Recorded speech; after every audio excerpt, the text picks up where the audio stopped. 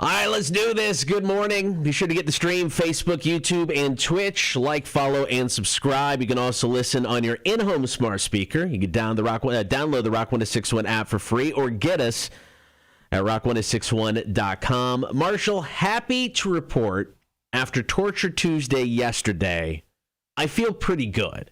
Yeah, I mean, I saw some comments online with people asking you that same exact question.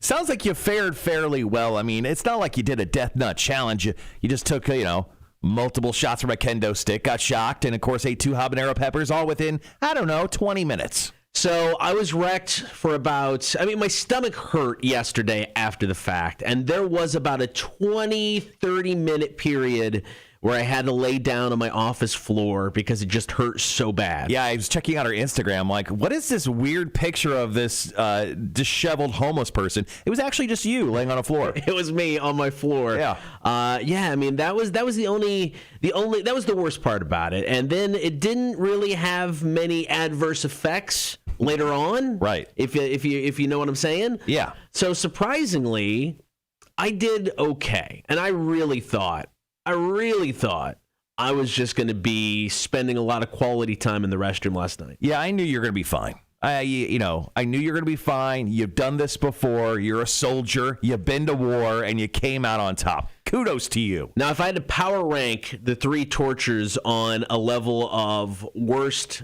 to least worst, sure. The electric shock, okay, the habanero, yeah, and then the kendo stick. Okay. I'm going to be honest, and maybe I'm opening the door for future, pain and misery. Sure. He didn't give me as stiff a shots as he could have. Yeah, I felt like that last one, especially that last one, he could have done better. Voodoo Jack, maybe he was just very tired. I don't know what his deal was. I was kind of disappointed. I mean, I whacked the hell out of him with a kendo stick. You did. Last week. Him so good, man. You whacked him so good. You whacked me so good. You whacked me so good. I've never whacked a man so hard. But I really, not on camera at least. I really thought, or not that you know, I really thought that there'd be some serious payback with that. I think he took it. I mean, maybe he thinks I'm old and feeble. I don't know. I don't know either, man. It was still an experience. We've got some highlights of that coming up. The video is posted, so if you missed it, you can check it out on the YouTube page. It is a full show today. We've got Matt coming in for Chicks on Dudes. Yep. Coming up at 9 o'clock. Going to play trivia. You got a pop quiz coming up top of the 8 o'clock hour. There was a new list put out of the most iconic movie themes of all time. Now, this isn't a list of just the best themes. They asked a bunch of people to name the movie based on the music. Okay. So this is a list of the most recognizable, I guess what it is. Number 1 is the one the most people got. Okay. The weird part about it is the bottom 5, way easier than the top 5. It makes no sense. I don't know who they asked. Okay. It's kind of dumb. But we'll challenge you to see how it's kind of dumb, so that's fine. Actually, it works out perfectly. Top of the 7 o'clock hour, going to take your calls. Have you ever gotten a tattoo that you regret? And, of course, about last night coming up next is Keanu Reeves entering the Star Wars universe. The Navy confirms UFO videos? Yeah. I'm telling you, man. This is just our new world. Like, UFOs are now real, according to our government. Aliens are coming. And the CDC puts a pause on the Johnson & Johnson vaccine. We'll get to that next. It is the Cotter and Marshall Show. Good morning, Offspring. Let the bad times roll. Rock 1061. Morning, guys. Charles goes, better go ahead and put Tim on notice. You know you're going to need him. Yes. I'm assuming yes. So far, so good. Oh, Tim's right here. Look at this. Speaking of Tim. Tim's like, F all you guys. It's good. Tim just team viewered into my machine, has taken it over. Yeah, we had, I know we're having a little bit of an issue. Good morning, Bob. Good morning, man. Bob is up early. Gibby? Charles? Oh, Tim just took off my chat. I can't read the chat anymore. Oh. No, we're fine. Tim's just doing Tim things to the computer right now. Maybe the audio on YouTube was still a little questionable. I think the audio across all platforms is a little questionable. Okay. But Tim is like logging into I don't know, the fancy audio science thing on this computer to figure out science. This is Tim going, I don't want to hear from Marshall this morning, and I'm just going to take matters into my own hands. Well, you know what? I'm not. You know what? I'm not complaining. No. I'm not complaining about Tim for the entire week. Yeah. Because anytime I complain about Tim this week, I will get shocked from the dog collar on Friday. That's what I decided. Yeah. No, and I think it's fair. Yeah. I'm not complaining. You know what, Tim? I'm thankful. How about that? Give thanks to Tim week. I'd like to thank Tim for working. How about that? I'm impressed. Yeah, thank you. That's good. That was Thank you. good. That's pretty good, right? That was so good. Almost believable. Yeah. Yeah. Almost believable. I would like to thank our friend and close personal employee, co-employee, Tim, for working. Yeah. He's doing that right now. He's doing an amazing job. He is working right now. Plug in your sign. Buddy. Oh, thank you. Oh, and I got to turn my light. Turn your lights on, bro. The one above you, the one behind you, and the one in your head. All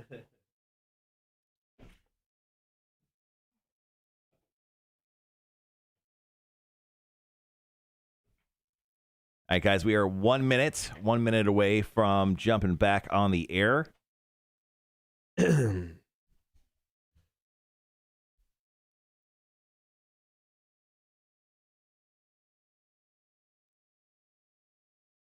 First story up is going to be talking about the Johnson & Johnson vaccine, which your wife took. Yeah, my wife and my oldest kid. It was the lead story on ABC last night, ABC News. I watched that before I jumped out of the house last night. Okay. I was like, wow, that seems like a situation. Although not like a huge one. No. I mean, the number of cases which is causing the pause is low, and it sounds like they could approve it and get it back up and running today. So we'll be right back.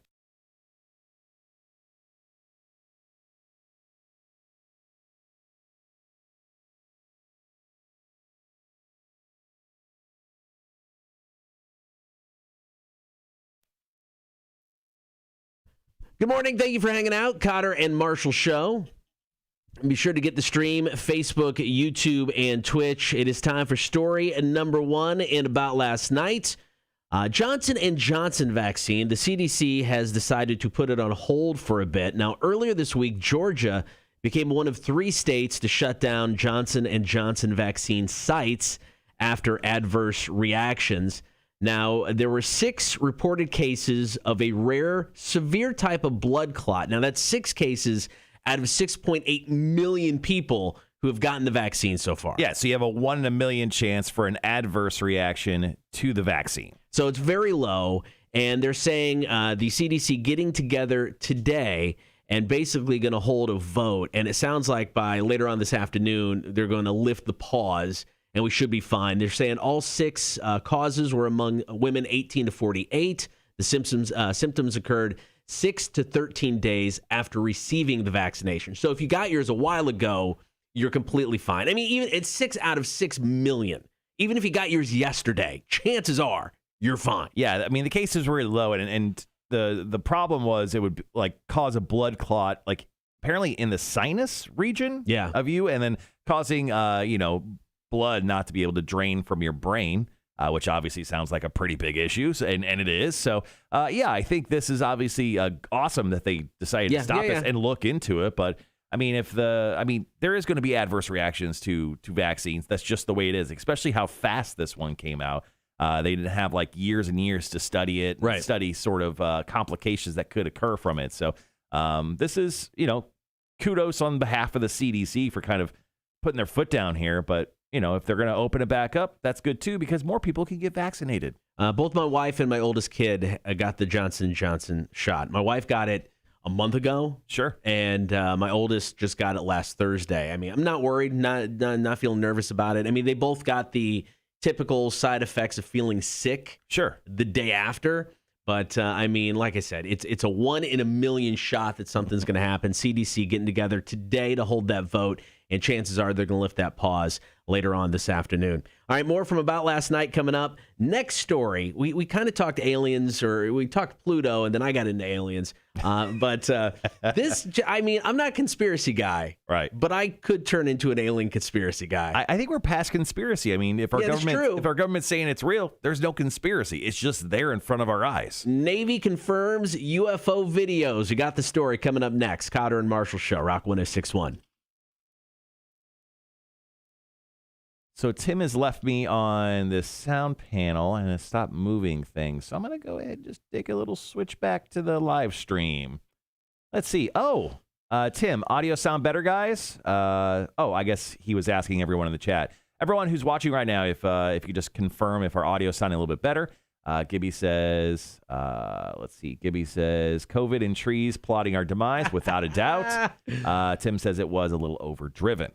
Yeah. Gibby, you're already 9 deep for Friday Shocks. What do you mean I'm already 9 deep for Friday Shocks? I have been very, very, very, very, wait for it, very, very good to Tim ever since I decided to be nice to Tim.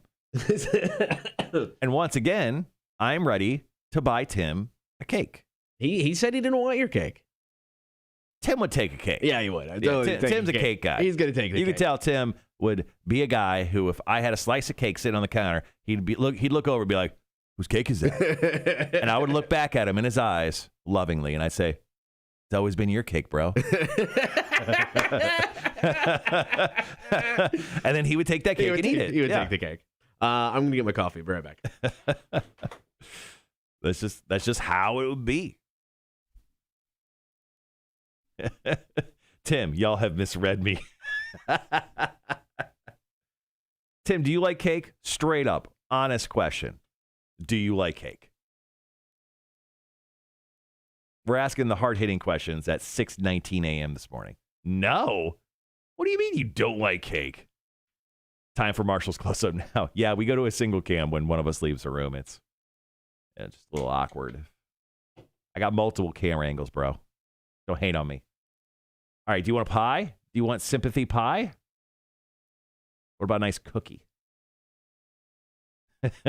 Not when it's frosted with the seed. I'm sweet enough as it is. That's not true. I've seen you in the morning with 1 cup of coffee inside of you, okay? Not exactly the sweetest. You know what? How about this?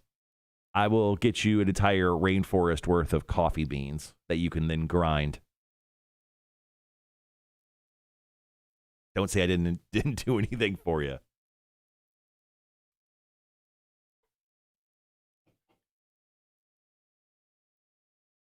Tim says he's sweet enough, doesn't need cake. Yeah, I know. Nonsense. Everybody needs cake, man. I told him I would just get him a rainforest full of coffee beans. There you go. So that's what we're going to do for Tim. See, I like cake. Not a big fan of like a lot of icing.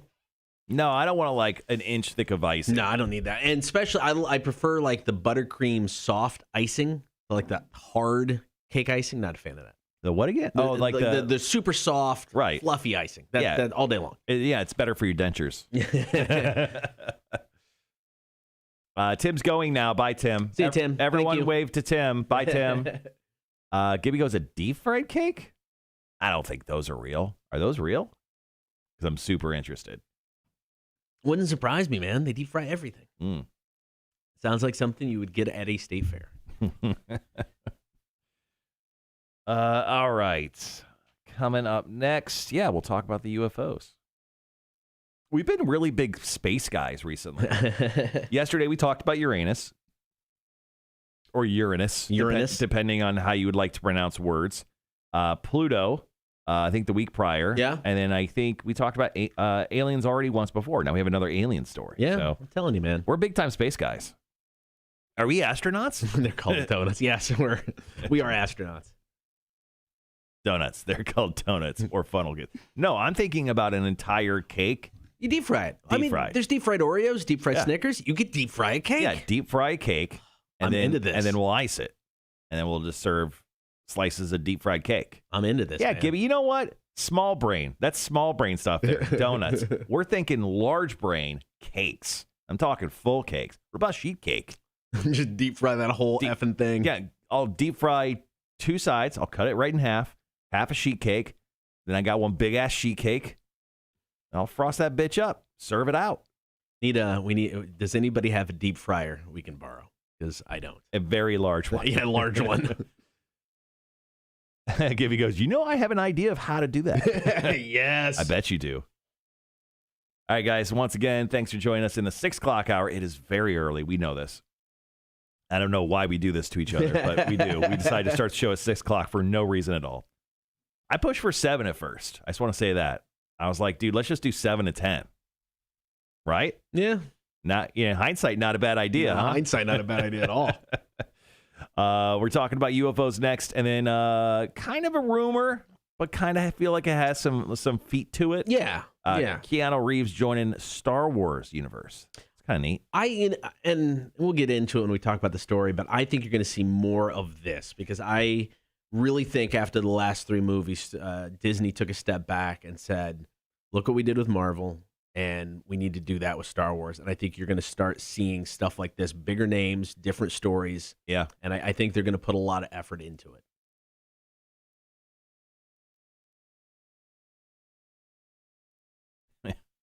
No, they just bought Star Wars and half-assed it, is what you're trying to say? They did, man. They totally did. They weren't. I don't know. There was obviously there was not a plan. There was just not a plan. Oh no, there wasn't at all. It was remake of Episode 4, and then, which I was okay with. I mean, I will still stand by that. It was a good reintroduction back into it. It gave you the warm feelings inside. I was okay with that. But then it's like after that, they didn't know what direction they wanted to go. Exactly. And then Episode 8, they're like, okay, we're going to actually go and do something different. Yeah. And then Star Wars fans were like, whoa. We never said we like different. And then they're like, oh, crap. And then they're like, all right, what we're going to do is just bring back everything you liked, and we're just going to hope it works. And that was Episode 9. Yeah. And it didn't. And I mean, and it's like they didn't put the Marvel plan together. They inherited that when they bought it. So I mean, that wasn't a Disney thing. I mean, that was already there. But wasn't it already? It was only 1 movie deep at that point. Was it only 1 movie when they bought it? I think it was. Yeah. Okay, maybe. I was thinking there were a couple movies in before they bought it. What year did Disney buy Marvel? 2009. It may not. Yeah, it may have just been Hulk at that point. You're right. Damn. But they have Feige. I mean, Feige was not a Disney guy, so he had a vision. What year did Iron Man come out? Kathleen Kennedy obviously had no vision. Okay, so 2 movies were out in prior to the purchase of Marvel. Okay. And that was Iron Man and The Incredible Hulk, which the Incredible Hulk they just essentially jettisoned, although they say it's part of the universe. Yeah. And then Iron Man was essentially the only film that was out prior to Disney purchasing it. Okay.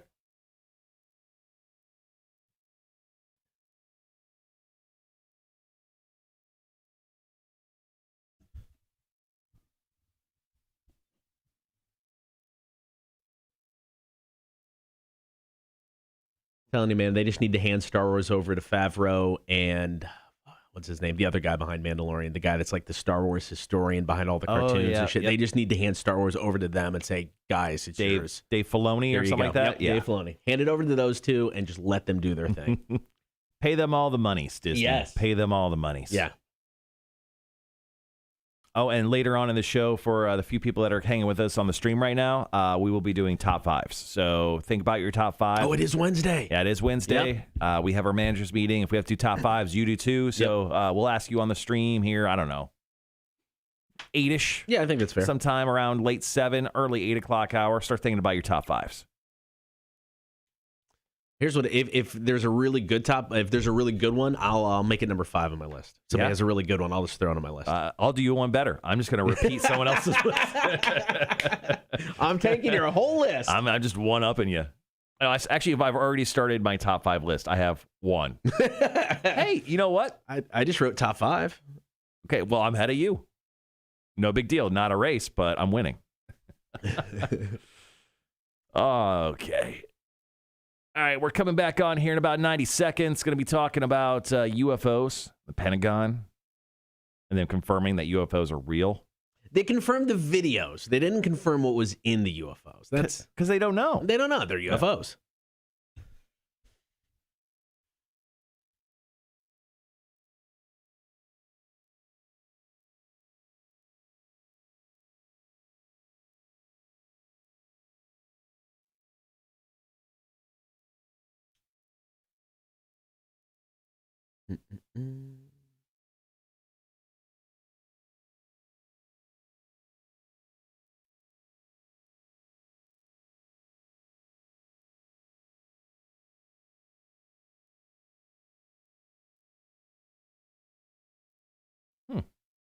Still cool. All right, guys, got about 30 seconds.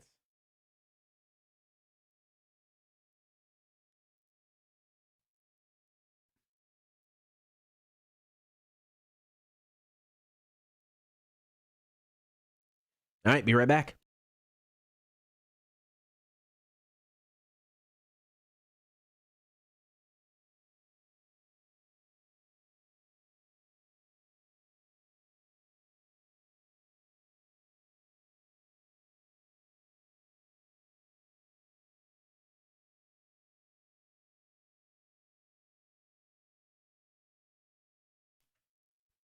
Good morning. Thank you for hanging out on the stream and on the air. Get the stream, Facebook, YouTube, and Twitch. Story number 2 from about last night.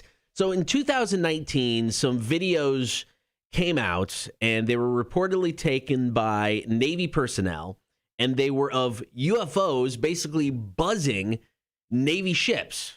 Well, the Pentagon has come out and said, yes, these videos were taken by Navy personnel. Now, the videos were leaked to a guy named Jeremy Corbell, and he was saying that there were different things that happened above different ships. Some were just lights, some did figure eights, patterns, 90-degree turns, crazy stuff that a normal plane or aircraft cannot do. Yeah, and these are very, very, very interesting. I mean, the government has essentially said, oh, yeah, there's aliens. Like, we haven't said anything until now because, well, we don't know. I mean, there's no good reason, but this is awesome. I mean, to me, this is incredible. Now, I know your wife is not a big alien person. No, not at all. But if aliens showed up in her lifetime, how well do you think your wife would react? It depends on how they look, because for her, it's all about the look. Right. So, like, she can watch Star Wars, she can watch Doctor Who, all these movies, TV shows that have aliens. It is the stereotypical big-headed, gray, like oval head alien that freaks her out, like South Park. The aliens in the early episodes of South Park, she would have nightmares after watching those because of the aliens. So it would depend on how they look. But I mean, I do find it weird that over the past few years, there has been more of this from the government confirming things like this. You've had people, there was somebody, what was it, last year, somebody from Britain who was with their space agency saying, look, aliens are real, guys. They're out there. So it's like they're dipping their toe in the water, easing us into all of this. Oh, yeah.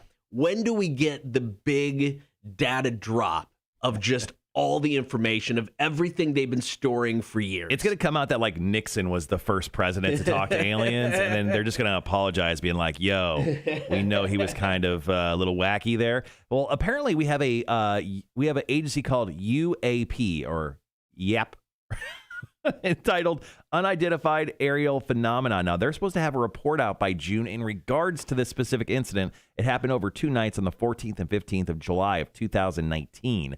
What are they going to tell us that we already don't know? Oh, yeah, there was some crazy stuff happening above that destroyer there. That's about it. No, I know. I mean, unless they're confirming something, unless they're confirming there has been contact with aliens, there's nothing else to report. I mean, it was just Jerry the alien. He got drunk and he was just doing figure eights above us. We told him to stop. He just wouldn't. And like, he just drove home afterwards. He was fine. Do you think there are aliens? Yeah. You do? Yeah. I mean, do you think we have made contact with aliens? Without a doubt. Without a doubt we have. Okay. Yeah, right. I don't think this is like conspiracy brain stuff. Someone has contacted aliens on a government level. Right. And they're like, probably shouldn't tell everyone because everyone will freak out with our primitive caveman brains. And they're like, Solid point. Solid point. But now I think you're right. I think they're like slowly leaking out there and like letting us know, like, oh yeah, they're aliens. And like here in like a decade or so or two, I think aliens are going to show up and be like, yo, what up? Need some food or something? Because we're going to destroy the Earth and we're going to need some help. Do you think in our lifetime, the government or somebody will come out with actual evidence or actually admit that there had been contact? I can't believe we're having this conversation. Yeah, in our lifetime. We turn into Art Bell, man. This is that weird talk show, though. If you're calling from the West Coast, here's the number. So do you think in our lifetime we'll get confirmation? Yeah, I think so. How do you think people will react? Badly. It's got to go crazy, right? Yeah, badly. It will not turn out well. People will lose their minds. All right, coming up next, last story in About Last Night. Is Keanu Reeves joining the Star Wars universe? I hope so. We got that coming up after Bad Flower. This is Ghost, Rock 106.1. More alien talk on the Cotter and Marshall show. I loved the Art Bell show. Dude, I listen to that all the time. So I used to be a paperboy when I was a young man, and my dad would just drive me around on Sundays. That was his big thing. Sunday, it was like a present to me. Yeah, we listened to Art Bell the entire time. So for like an hour and a half, I'd listen to Art Bell in and out of the vehicle. So I'd miss all the good stuff that he was listening to. But yeah, dude, I loved Art Bell. The best part about Art Bell is I don't know if he necessarily believed all of the callers, but he didn't treat them like a-holes. You know what I mean? He respected what they had to say. He'd poke holes if he thought there were holes, but you can tell there was something. He just loved the mythology of all of it. And I mean, he did that show by himself. I mean, there was no producer, there was no anything. He had a bunker like in New Mexico. Exactly. Yeah. He did it out of the stereotypical recluse, things are going to go to S type of thing. Yeah, dude, I love that stuff. And then he had another guy that succeeded him. Yeah, what was his name? George something. Because there was Art said he went off the air because he was having like threats against his family, and then he came back for a little bit, and then he passed away, a handful of years ago. But Art Bell, man, God, that was such a great show. And Coast to Coast is still on. George something. George Norrie. There you go, George Norrie. It's still on. He's still doing the show. And he's good. I mean, he co-hosted back in the day when I listened, when Art Bell was the main host, and he's good too. I mean, same kind of delivery, same kind of vibe. The program now airs 7 nights a week for 4 hours a night, 1 a.m. to 5 a.m. On Eastern time zones. Yeah, trippy stuff, man. Let's see. Because he had his like West Coast and East Coast line, west of the Rockies. I think he had a time traveler line. I mean, just all stupid stuff, man. Yeah, George Norrie hosts weeknights and first Sunday, and George Knapp hosts the rest of the Sundays, which is weird. George Knapp isn't the name I'm familiar with. But yeah, man, I love that show. Charles goes, yes, there are aliens. It was proven in the greatest Arnold movie, Predator. Yes, there is. Good point. But what about Ridley Scott's literal aliens? It's true. Yeah, dude.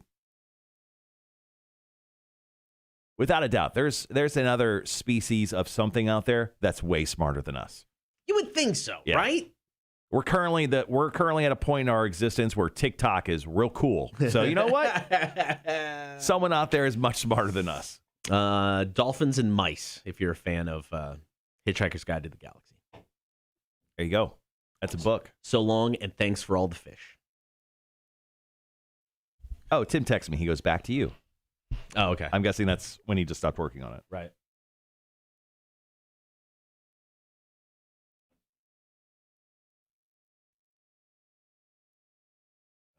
Sorry, I forgot to tape down the button.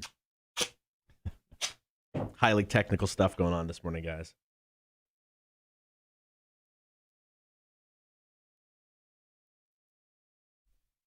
All right, under a minute.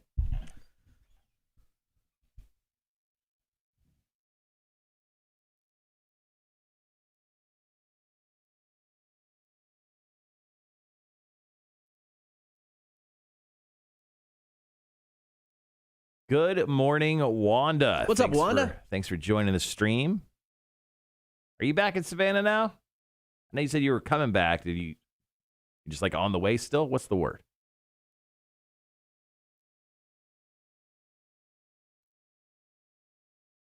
All right, be right back.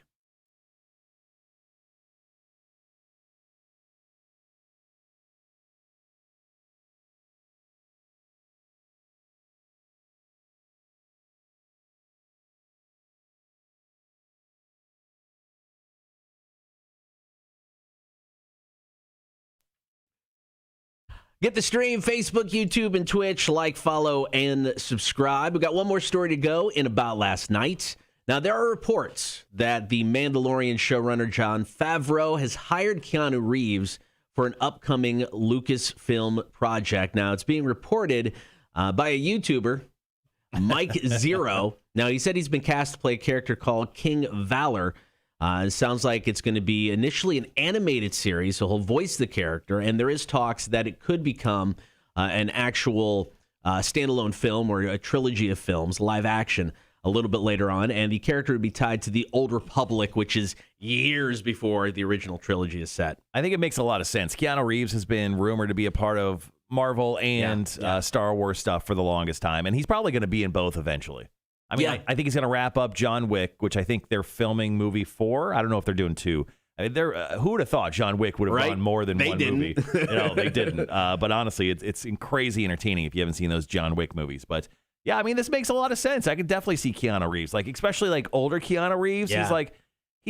This man has spent like $0, but I think he probably wants to leave a legacy. And now that he's like dating someone again, I think Keanu Reeves just needs a little bit of extra cash to kind of wrap up the life cycle of Keanu Reeves. He's probably just going to like coast with these like Star Wars and Marvel movies and just make all the bank. I want to see him play like an old school, just wise Jedi. You know, right. Just a dude that's just there teaching everybody, kicks ass when he has to. I think that'd be a perfect role for him. And I hope Star Wars starts doing this. I hope we can look past the Skywalker saga. I think there's so many stories to tell, and I think having Favreau and Dave Filoni, the guy that did a bunch of the cartoons, is kind of like the historian of Star Wars. I think having these two guys tell these stories, produce these stories, is such a smart move, and it's the way for Disney to kind of get back into the good graces of the Star Wars universe. Yeah, because, those fans are so welcoming and kind. They're the worst fans, man. I hate it. I hate being part of that fandom, just how big of a D-bags they can all be, man. It can be brutal. All right, so here's 2 quick ideas for Keanu Reeves in the Star Wars universe. First of all, too many good guys. Give me bad guy Keanu Reeves in a Star Wars I can do that. universe movie, whatever. But he's over multiple films. He's like a Thanos-style character. In Marvel, how about this? Alternate reality Tony Stark. Oh, dude. Like the disheveled, like alcoholic Tony Stark that we never saw in the original, kind of movies. Yeah, give me drunk Keanu Reeves / Tony Stark in Marvel. Give it to me. I like that. All right, coming up next, going to talk 20th anniversary weekend. Also, if you missed Torture Tuesday yesterday, got some highlights, including a kendo stick shot and some electric shocks. So quality stuff. Shots and shocks. Yeah, it's on the way. Cotter and Marshall Show, Rock 106.1. Yeah, cool. Wanda's back. Late Monday night, she showed up. Xenomorphs don't have opposable thumbs like the Predator, so they aren't the top of the alien food chain. Yeah, I get that. Wanda, I have taken back the reins of being a domestic goddess. After taking 2 months off, or however long you've been gone. Congratulations. Yeah, welcome back. That's awesome. There's only one domestic goddess in my household, and that's me. Speaking of that, I'll be making dinner tonight. Tonight is, wait for it. What are you having? Taco night, baby. Ooh. Taco night. We're going back to tacos. I was thinking of doing chorizo, but I think I'm going to go shrimp. Okay. So I'm just going to do some shrimp tacos, cilantro, sour cream, a little cheese. Ooh, what else can I do on there? Had some tacos last night. Nice. Yeah, it was good. Homemade, or did you pick them up from somewhere? Homemade. I mean, as homemade as you can get. I think coming up, I'm going to have to do some more. Crap. What are they? Tamales. Tamales. There we go. There you go. Yeah. I have to do tamales again. You're a big time tamale guy, dude. So good, and I found, because it's easy to make. Wrapping them is the pain in the ass, but I found a technique. Googled it. Watched the video. Oh. I got my tamale rolling technique down. Yeah, like an assembly line. Google is a source of good and evil. I can confirm that. Keanu Reeves would definitely kick Tom Cruise's ass. Dude, yes, 100%. Yeah. Keanu Reeves could sleep through a fight through Tom Cruise and still kick his ass. So I've decided. I have breaking news. Okay. Friday, after the show, I'm going day drinking. Man, that sounds like such an awesome idea. I'm going day drinking, and I'm going back to where I was last Friday. That's right, Debilation Brewing Company. They open up at 12. I'm going to be there at 12. I'm going to go day drinking. You are welcome to join. I'm going to join you for a beer or two. I have Heritage, so I have to drive to Hilton Head. Sure. So I can't get a good day drunk on. Well, no, look at this. So Debilation is right on the 95. That's true. Yeah, and they have a couch. So, oh, yes. Yeah. Pound beers as hard as you can for an hour and a half, then get like 2 hours sleep. Yep. And then go to work. Done. Yeah. Okay. Yep, I'm in. Genius stuff. You guys are all invited. Everyone watching, you can come Debilation day drinking. Take Friday off. Ooh, enchilada night at Wanda's house. Oh, what the fuck? We'll be there. Dude, that sounds awesome. I love me an enchilada. Wanda, I did carbs and future strokes. What? That sounds sexy. Sausage gravy, 7-Up biscuits, cheese grits, bacon, and fried bologna. Holy shit. Did you not have a heart attack after eating that? What the fuck, man? I mean, it sounds amazing. I've never 7-Up biscuits. Yeah, I've never heard of that. I think I maybe have heard of that before. Really? I'm guessing they're delicious, right? They sound delicious. You a big grits guy? Me? Yeah, I love grits. Yeah, yeah. I'm not a fan, and I'm not Southern, so I sound like a douche saying it. Not a fan of instant grits. Okay. But if you go find a good, I mean, since I moved to Savannah, shrimp and grits is one of my favorite meals. I ain't mad at shrimp and grits. I love a good shrimp and grits. And Crystal Beer Parlor has some of the best shrimp and grits I have ever had. They got good ones. And then what's the place in City Market? Wild Wing. Poor Larry's. It's on the other end of Belfort's. There you go. Really? Yes. They got great shrimp and grits. Oh. Yeah. Yo, I just thought of this. Tell me how wrong I am, and I think everyone will. Is grits just like the poor man's risotto? Maybe. I'm okay with that. Huh? I'm okay with that. Yeah. Because risotto is this high-class dish. Grits is very similar-ish, right? Right. You can make it fancy, though. Belfort's isn't a, right. I mean, fast food joint. You can make bologna fancy. Yeah, that's true. Super easy, 7-Up, Bisquick, sour cream. Oh, shit. That does sound easy. That does sound good. All right. This is Marshall Google's things. Is grits risotto? No, I mean, because risotto's rice. Grits isn't rice. I mean, it's a shrimp and grits style risotto recipe. See, they're similar. Yeah. There's recipes out there. But yes, I like grits. I'll tell you who has great grits. Yo mama. Cracker Barrel. Really? Yeah, I like their grits. I haven't been to Cracker Barrel in years. Cracker Barrel is great for breakfast. I'm not a big fan of just going there for like dinner, but breakfast at Cracker Barrel, heck yes. The grits are great. They have got like a cheese casserole kind of thing for breakfast. Delicious. Get the little bottles of syrup. It's great. Wanda says, can't be any grits. Stone ground grits. I don't know my grits that well. Well, you're a grits supremacist. Don't know my grits that well. I'll say grits yes. supremacist. All right, that was a good take for me. Grits and risotto? I'm just saying. Charles goes, grits over fresh diced tomatoes, butter, salt, pepper. Heaven. Dude, sounds Heaven. good. Sounds good. I don't know. All this grits talk getting me hungry.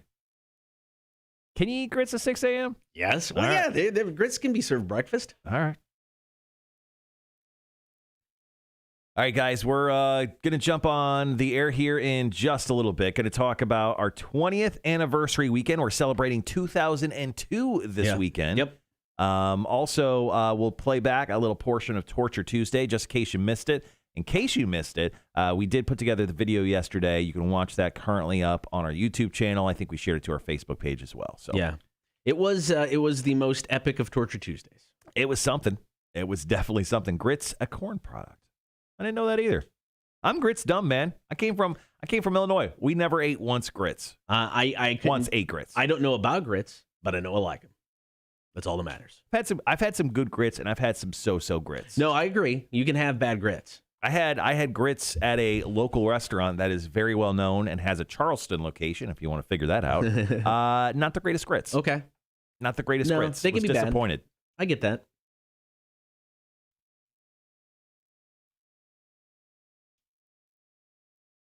But if you want to talk about a great meal that we recently had, I went to La Scala Very yeah. nice. Yeah. Fancy Italian joint. Yep. Over on like 37th Street, like a block down from Elizabeth. Right.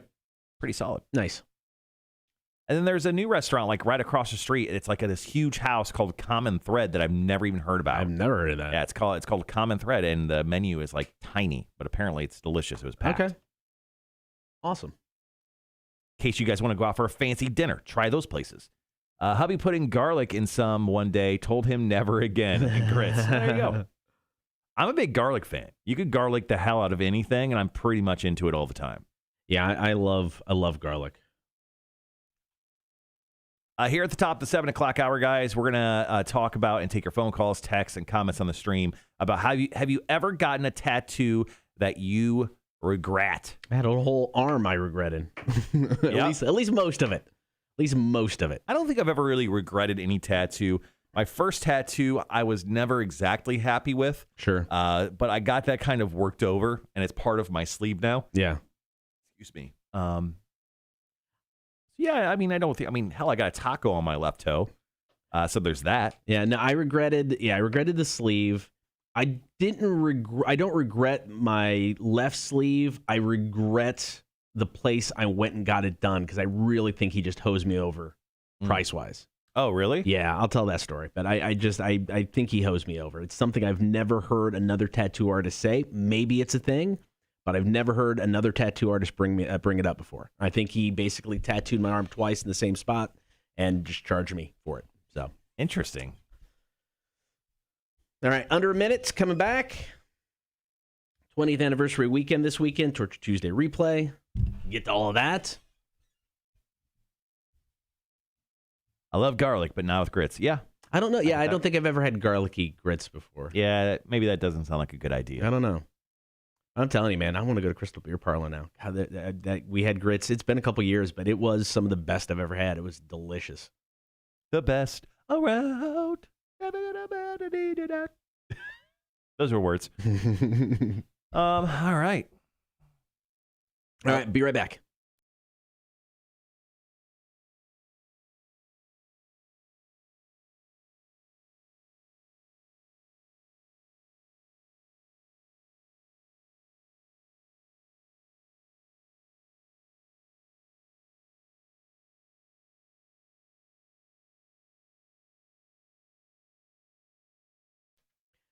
This weekend is a 20th anniversary weekend on Rock 106.1. We turned 20 this year. Still blows my mind. Station debuted in February of 2001. So every weekend until like Labor Day, we are celebrating with a different year that we've been around. Mm-hmm. This weekend, starting Friday at 5, we're celebrating 2002. All right, so I'm looking up rock songs from 2002. Let me know if I have an opportunity to hear them this weekend, Cotter. Okay. Well, I have an opportunity to hear Audio Slave's Cochise. Oh, yes. What about Avril Lavigne's Complicated? Not so much. What about Eminem's Without Me? You know, I thought about it. We may throw that in a couple times because when that came out, I mean, it got played on rock radio. It got played on alternative radio. Oh, yeah. So, I mean, it may make an appearance or two over the weekend. Sheryl Crow, Soak Up the Sun? Not so much. Ah, man. I do love Sheryl Crow. Don't get me wrong. What about Korn's Thoughtless? Yes. Dude, that's a jam. It is going to be there along with the Donnas. Okay. The Donnas? Yes. Nice. Take It Off will be played. We've got Mudvayne Not Falling, The Hives, The Vines, Taproot, a Nirvana song that wasn't released until 2002. You know you're right. You know you're right. So a lot of good stuff, man. So it's going to be a lot of fun. Once again, top of the hour, every hour, starting this Friday at 5 o'clock. It is a 20th anniversary weekend. Now, yesterday was Torture Tuesday, and it was the most epic in-studio Torture Tuesday we had ever done. Yeah. I took 10 blindfolded shots at a Nerf hoop, and I missed every single one. Yeah, why'd you do that? I tried. I don't know. I saw the shots, and they did not look good. And because I missed everyone, I got 10 tortures. They varied from the electric shock with the dog collar. There was Voodoo Jack in studio with the kendo stick. And, of course, the hot peppers. 1 jalapeno, 2 habaneros. Right. And now I wish I would have just gone with 3 habaneros because you looked at me and you're like, that jalapeno is nothing. And you looked at me and you called me a bitch. And I was like, whoa, Cotter, Jesus, man. No, that was a very non-spicy jalapeno, but you made up for it with both habaneros, especially that second one. Right. That one was vicious. That one was bad, and Good. those wrecked me afterwards. Like I said, I didn't feel the overall effects I thought I would, but for a good 20, 30 minutes, laying on my office floor because I was just in so much pain. But I'm telling you, man, it was more of a mental thing than anything else. Right. Being blindfolded, not knowing what torture was coming, was maddening. Yeah, you were. I mean, I'm pretty sure, dude, you cried. You cried yesterday. I don't know if there was crying. Tears were coming out of your eyes, and at one point, I hate two habaneros. At one point, you sound like a 5-year-old child. And, you're so mean. And we got audio of that. I'll explain what happened, but here you go. Here's some highlights from yesterday's Torture Tuesday.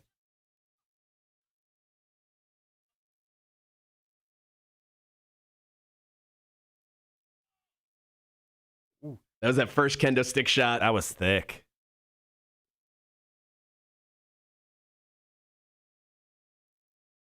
Voodoo Jack of CEW. So stiff. All right. Sting a little bit. A little bit. Cotter just a little bit short there. Sorry, buddy. First electric shock. I hate that. Okay. All right. So that is the first 3 tortures. God, why'd you do that? It sucked. You're so mean. Oh, so Cotter just got shot. Why'd you do that? At level number 13. At level number 13, I hit you with there. So why'd you do that? That's where you broke down. So mean. Here's why. That's where you broke down. Here's why I said that. So I'm blindfolded. I missed the shot, and you called a Voodoo Jack. Now, Voodoo Jack was administering 2 of the tortures. Right. He was handing me the peppers, or he was hitting me with the kendo stick. Sure. So as soon as you said, hey, Voodoo Jack, I expected one of those 2 tortures. But then you hit me with the shock, and I was so not ready for it. It caught me so off guard. Right. That's why I thought, you were so mean. That's where I took you from a 45-year-old man to like a 9-year-old child. I essentially reverse Benjamin Buttoned you, or actually I Benjamin Buttoned you, and you're like, oh, why would you do that? Because I mean, you so did not expect it. I mean, great move. I probably would have done the same thing, but still, just a dick move. No, I somehow reverted you in age.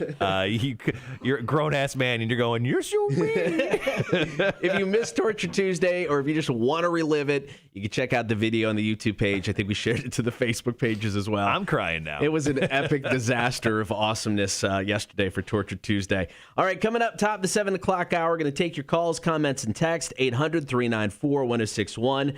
Have you ever gotten a tattoo that you later regretted? I had multiple. It was a whole sleeve. And then, like I said, I had some issues with a tattoo artist. I'll share those stories. And, of course, we want to share yours as well. Have you ever gotten a tattoo that you later regretted? Call, comment, and text 800-394-1061. It is the Cotter and Marshall Show, Rock 1061. Yeah, I thought I broke you at that point when you were like, you're so mean. And I'm like, what happened? I just so wasn't ready for it, man. It was one of those, I was like, oh my God. And if those tortures really got you, man, I was like, this man would never hold up in jail. No, you kidding me? That goes without saying. You'd be a terrible inmate. And by that, I mean you'd be someone's bitch.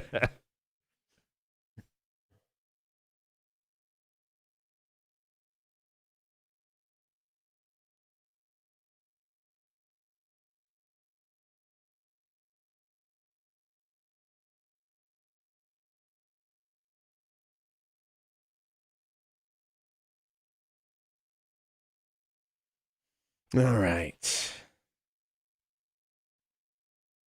Also in the 7 o'clock hour, we got a pretty awesome Tales from the Bar story. Tiffany, right? Tiffany, yeah. Tiffany from Congress Street Up, which is the speakeasy at the top of the Prohibition Museum down in City Market, came in. Great story. St. Patrick's Day a few years ago involving a naked person. So good. Great story.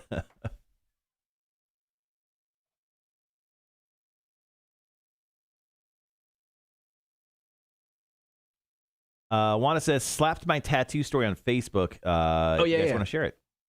Yeah, I saw that last night. Thank you for the reminder. Get that up.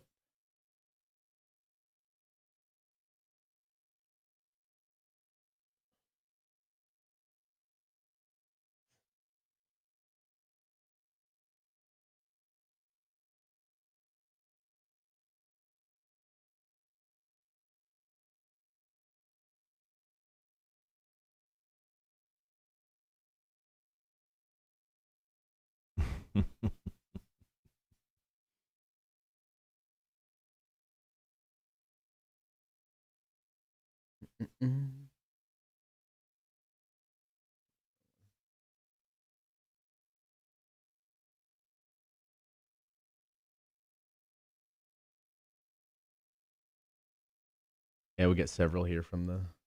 Yeah, the tattoo you got, like the watercolor kind of style tattoo on it. That is awesome.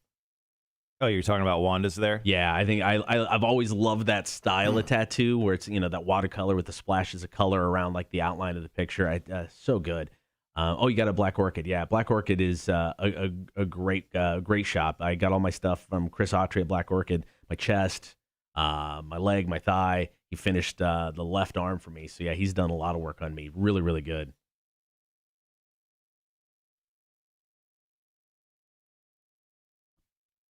So I only see 2 that we'll bring up here. Yeah. Okay. Yeah, we can share those. Share those right off the bat. The Facebook, and then I'll save mine for the second one. I have 2, so if we need one for the third one.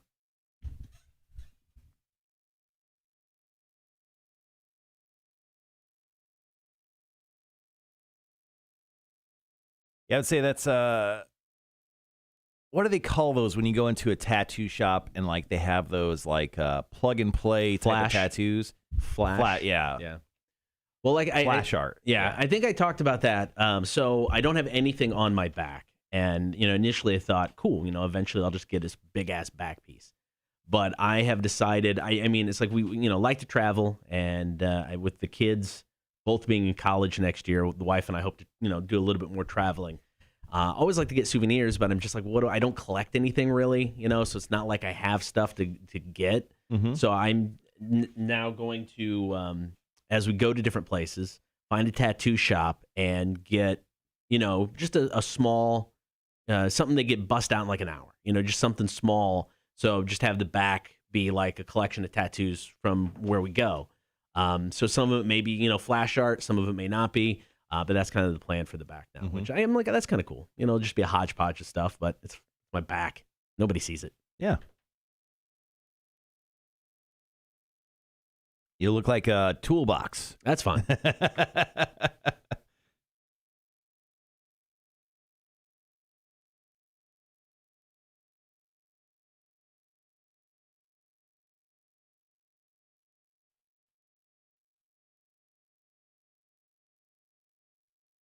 So I just Googled flash art tattoo just because I wanted to look at like some tattoo stuff before we jumped into this segment. Yeah. People also ask questions are always great. Do wrist tattoos hurt? Tattoos never feel great, and wrists would be an exception.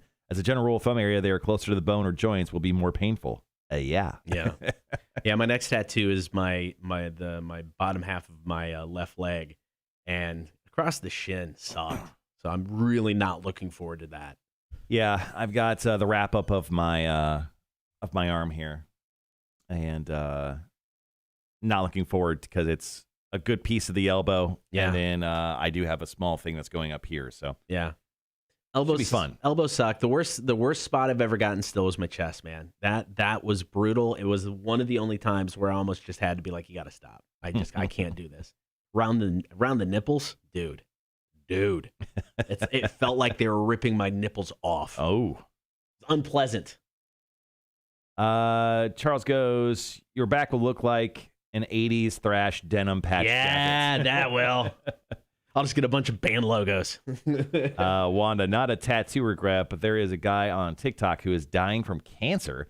He's meeting people all over the world, virtually getting matching tattoos with them before he passes. He just, or somebody with the same story just came through Savannah. And if I would have saw it, I would have been like, I'm in 100%, because I thought it was awesome, because I saw it after the fact. But yeah, somebody just did that here locally. Swung through town. I got some ink with that, like that with people. Interesting. Yeah, I thought that was a cool story. A little piece of me every single time goes, I should probably get on TikTok and check it out. But honestly, I just don't want to. I very rarely do anything with Twitter anymore. Instagram, I post to occasionally. So it's like, I don't need another one that I'm not going to use. Right.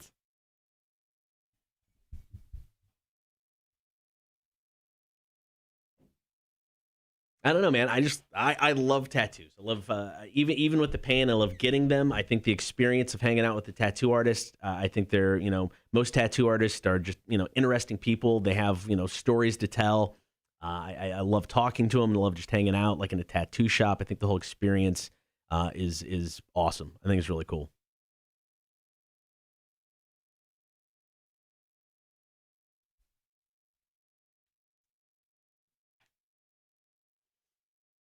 Do you want to read the ones?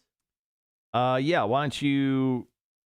You have this based on a story, right? Yeah, it's the Elon Musk. Yeah. Grimes story. I got that up on my thing here. we got a tweet too, or a text. When I was in the Army, I was stationed at Elgin Air Force Base in Florida. One day I was so bored, I went and got a Pikachu tattoo on my left arm. The artist did only the outline on Pikachu's body and gave him lopsided eyes. When it came out, it came out to Ash's hat. It came out closer to a pink color instead of red. His tail looked more like a poorly drawn Godzilla fin on his back. Pikachu looks like a cracked out rat. Yikes. Yeah, not doing your due diligence before getting a tattoo is generally a bad idea. Yeah. Let's see. Yeah, let's save that for the second break. I'll set up the story. You want to read? You can read Sean's and Wanda's. Yeah, I'll do Sean's first. Okay. So Wanda's is a little bit more elaborate. Yeah, detail. so I'll do Sean, I'll do Wanda, and then we can wrap up, see if we can get some phone calls, and then we'll jump into your story and the text after that. Perfect. And we'll figure out the third break. I mean, technically, the third break, if we don't feel like doing that, we could push up Axis for Life. Yeah, I've got, like I said, just do a straight up Tales from the Bar on the last break. It's long enough. Yeah. And like I said, I've got 2 stories that I can share. Yeah. One is I'll do the cover up first since it's actually more about the bad tattoo. All right, we'll be right back.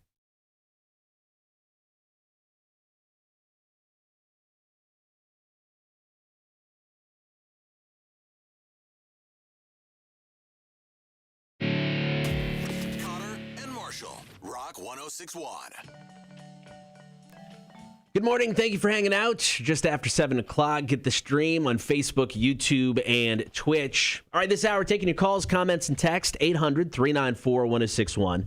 Have you ever gotten a tattoo that you later regretted? Now, there was a story that came out about Grimes, that's Elon Musk's girlfriend.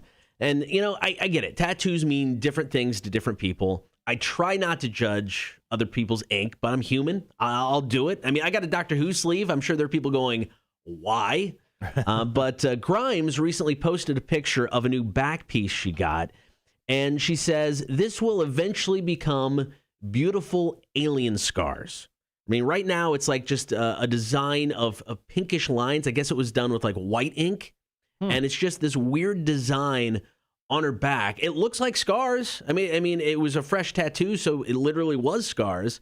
But I look at that and I'm like, I don't get it. I mean, if you're happy with it, cool. I'm not going to be like, never get that. Get whatever you want.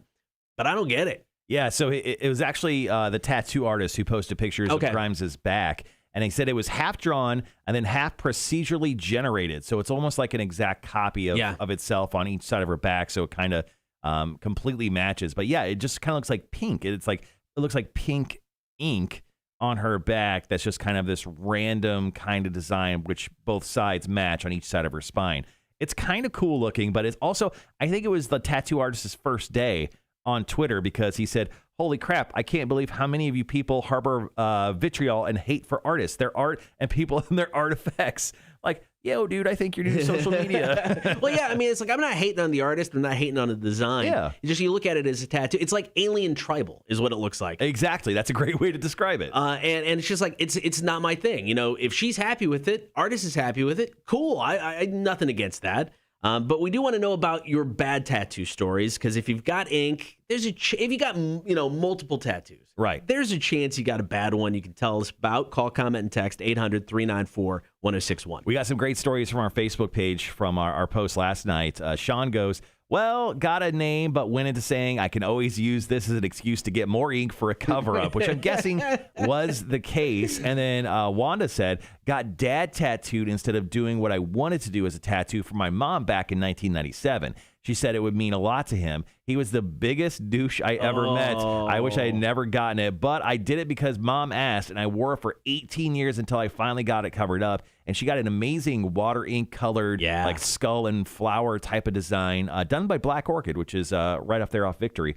And she put up pictures on the Cotter and Marshall page. And if you look at the before and after, outstanding cover-up stuff. Yeah, night and day. So your call, comments, and texts coming up, 800-394-1061. I've got a whole arm I regretted. Thankfully, I got covered up. We'll tell that story as well. So your calls, comments, and text. Have you ever gotten a bad tattoo or a tattoo that you later regretted? 800-394-1061. New Evanescence, It's Better Without You. Rock 1061.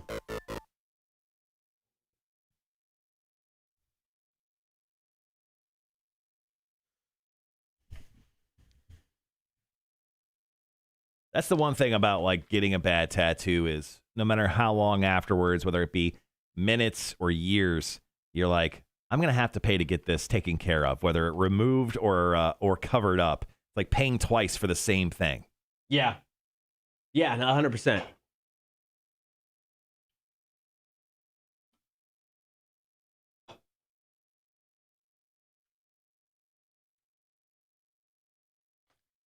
Once again, guys, thanks for hanging out with us on the stream today. Currently taking your phone calls, text messages, comments on the stream, whatever works best for you. About have you ever gotten a tattoo that you regret, a bad tattoo that you wish you would have never got in the first place? Go ahead and tell us those stories. We'll share more here in about 2 minutes. Cotter's going to tell a story about his entire arm getting covered up. Also, I got, what was the other thing we're doing?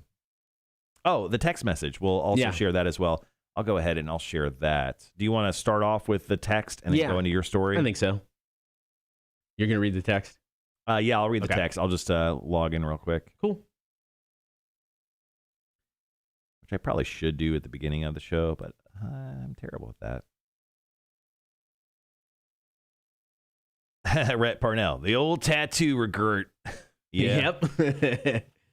It's real, though, man. It's absolutely real. It is. I mean, I think, too, with me, it's like I got to the point, initially, you get the first tattoo, you have your whole life to think about it, however many years leading up to it. Mm-hmm. And then as you get more, it just becomes easier. It's like, not that there's less thought that's gone into mine, but, it's like when I first started getting tattooed, it's like, would I have ever dreamed of getting a Doctor Who sleeve? Probably not, because it's like, it's got to have more meaning than that. But, now I'm like, I love Doctor Who, man. Bring it on. And it looks good, looks great.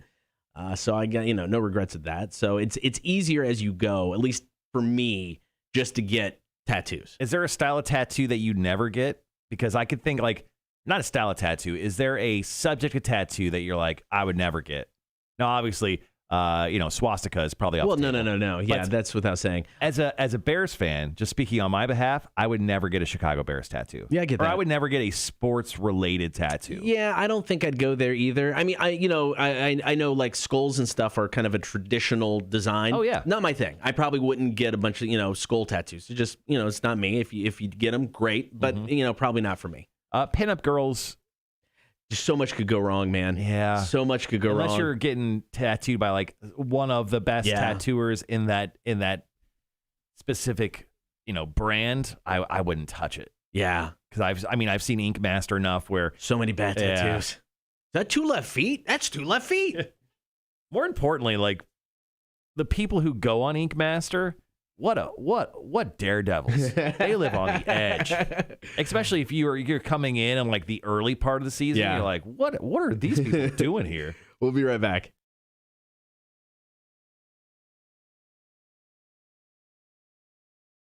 The Cotter and Marshall Show. Rock 1061.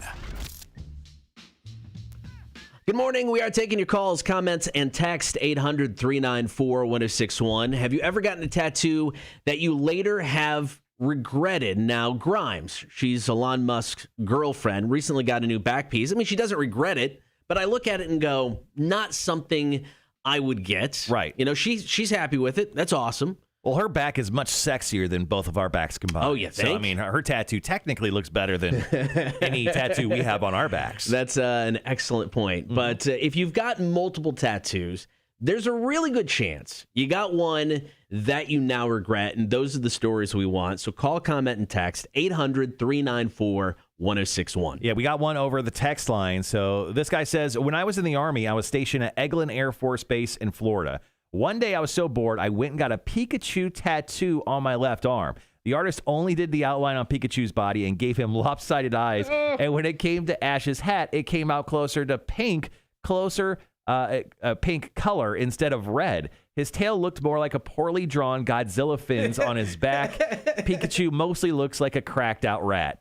Get that stuff covered so quick. Oh, man, that's bad. I can only imagine he's like driving home, looking down at his arm all wrapped up, and he's like, "Yep, that's good. That was a terrible idea." Well, I mean, it's like when you first go to it, when you're getting a bigger tattoo where you're gonna have to go for multiple sessions. Mm-hmm. You get that first outline where there's no shading, no color, no anything. You always look at it and like, this looks like crap. Yeah. You know. Then after a few more sessions, you're like, all right, there it is. Whew, coming together. Yeah, right. But no, my right arm, I started getting that tattooed years ago. And I mean, it was kind of a hodgepodge for a while. Mm-hmm. I got these stereotypical, hey, I'm in radio, let me get a microphone tattoo. Sick. I know, right? Got that. I had like, the first bars of a Rush song, tattooed around my arm. Mm-hmm. I had the things you put in the middle of a 45, kind of around my elbow. Yeah. So, I mean, I had all these things that were related to music. So I decided I'm just going to, get a sleeve that's music related. And the biggest regret I had was on my shoulder. I had what was supposed to be an Elvis-y kind of guy. Yeah. But he kind of looked like Herman Munster. His forehead was just massive. Big forehead. And he had this floating hand that was holding the microphone that I had previously gotten done. And I regretted that. I hated it. I hated it. I hated it. I regretted it for years. Thankfully, Kelly Borders here in town used to work at the Butcher, now Honor and Grace. I remember going into her a couple years ago, and it's like, can you finish this arm and just make it look better? What can you do? Because I didn't think you can cover up something this massive. Right. And she's like, oh, no, we can cover that bad boy up 100%. So that's how I got the Doctor Who tattoo. Yeah. And all the music stuff's covered. But, man, I was embarrassed. I was embarrassed. I was not a fan of that tattoo. You didn't like that tattoo so much, you lost a bet to me, and you actually tattooed I forgot about that. My Fu Manchu mustache that we had for a terrible Torture Tuesday bet onto you. So you actually had my mustache tattooed on you for, I don't know, about a year or two? A year or two, yeah. Now, my kids have both talked about getting tattoos, and I've had to deal with them for years because I didn't want them to rush out. Your children? You had to deal with your children I had for years? to deal with them for years. No, I didn't want them to rush out and get a bad tattoo, for their first one because it's easy to do. You're just excited. You want to get something, has no meaning. So I told them both, I'm like, look, I will buy your first tattoo. Now, I'm not talking a back piece, but I'll buy your first tattoo. I want some input on it. I don't need the final say, but I just want it to have some meaning. Sure. And my oldest has picked out a tattoo, and I'm a fan of it. So eventually, we're going to get that done on him, and I'll pay for it because I just don't want them to get something they're later going to regret. Well, speaking of regret and things that hurt, on the stream right now, Charles says, why not get an Andy Dalton tattoo? And just so you know, that hurts me. That hurts me. That hurts me to my core as a Chicago Bears fan. This sounds like the best Torture Tuesday bet ever. An Andy Dalton tattoo? I don't know what it is. But the payoff is an Andy Dalton tattoo. If I lose a Torture Tuesday, I would get it tattooed on the bottom of my foot. Just his number 14 or whatever it is. That's the only way I would get an Andy Dalton tattoo. There's an idea there. We'll figure it out. All right, call, comment, and text. Have you ever gotten a tattoo that you later regretted? 800-394-1061. It's the Cotter and Marshall Show, Rock 1061.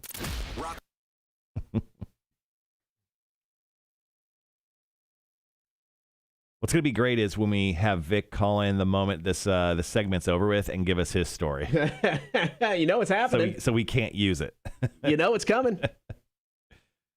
All right, so what do you want to do with this one? Do you want to go ahead and shift axes up? We can shift. That's Okay. fine. It's, if we get a call here, a text, another story to tell, that's great. But yeah. No, so I'll tell the story off air then. So when I was, I moved to Lincoln, Nebraska, and, I was younger, and in the beginning, it's like you go into tattoos, and I'm not this way now, but you kind of intimidated, a little bit maybe by the artist, and this is what we're gonna do. And even if you're not a big fan of it, I was like, oh, okay, yeah, sounds good. So I wanted to get like a movie thing because I had the music on the right arm. So I'm not upset with the design, but what he did, so he did the whole layout. So he did the first session where he laid down the first lines, and he's like, oh, we're gonna do power lines. So I'm just gonna come back in. We're gonna do the same stuff over again. And I'm like, okay. Power lines? Right. I have never heard and it may be a thing. It may be a thing. I've never heard. And the idea was to make the lines thicker and, and have them pop out a little bit more. So basically, he did the outline on my arm twice. Is basically what it boiled down to. And I've never heard another tattoo artist say the words power lines. I've never had another person say, hey, we're going to do this twice. I mean, it was the first and only time I've ever heard it. I think it's a scam just to get you to go in there and have to get an outline twice and pay double. I think you got scammed, dude. I do. No, 100%. I look back at that, and I know I did. So I regret that experience wholehearedly. Rhett goes, make sure you spell Trubisky right. Guys, I mean, straight up. Actually, I would consider getting a tattoo on the bottom of my foot because tattoos will eventually rub off your foot because of all the dead skin on there. My wife actually had a tattoo of her friend's name on her foot for, I think it only lasted for like 3 to 6 months, but it was her friend Kira, and they both got their names tattooed on the bottom of their feet because they knew it would just rub off.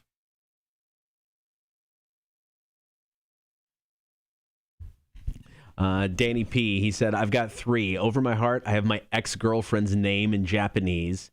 Then for some reason, I got a letter D on my arm for my name right above my name in Japanese. Regrets were made, my friends. Oh, man. Yeah, it's like the wife and I, my wife's got 1 tattoo. And, we've talked about getting something that represents us, but not getting our names. You've got the taco tattoo, for your anniversary. You and your wife got, so I would do something like that. But I mean, I've been married. This will be 22 years that I've been married. I still would probably not get my wife's name. I don't know. It just feels like a bad juju to go ahead and go through with that, man. I don't want to jinx it now. Yeah. So to bring up the story on the tattoo. So I was getting my left arm tattooed, and my wife and I were celebrating our 5th wedding anniversary at the time. So we used some flash art, and it was just a taco with eyes and stuff.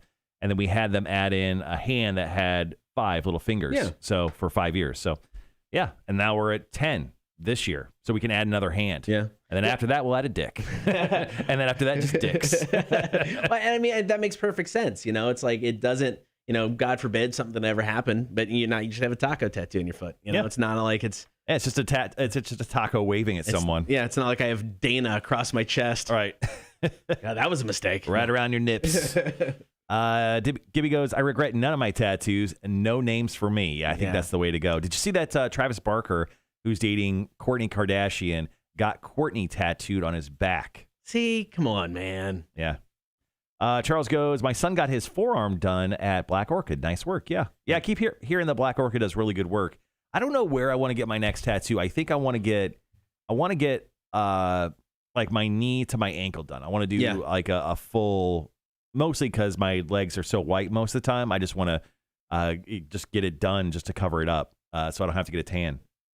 But yeah, I think I want to get like a full like sleeve done on my leg. I just don't know what artist I want to use. Yeah, I mean the good thing is there are a lot of good ones in Savannah. I mean, or in the area, it's the Low Country Coast of Empire. You'll find somebody that will do something that you like. So that's the good part about it. Yeah, I think I want to go like more like Viking wise on my leg. I don't know what, but I kind of like the idea of that. Yeah, my next one is on my leg. And I've told the story. It's based off of some artwork from the gallery down in City Market, A.T. Huns. Tall hat guy. Gildersleeve is the artist.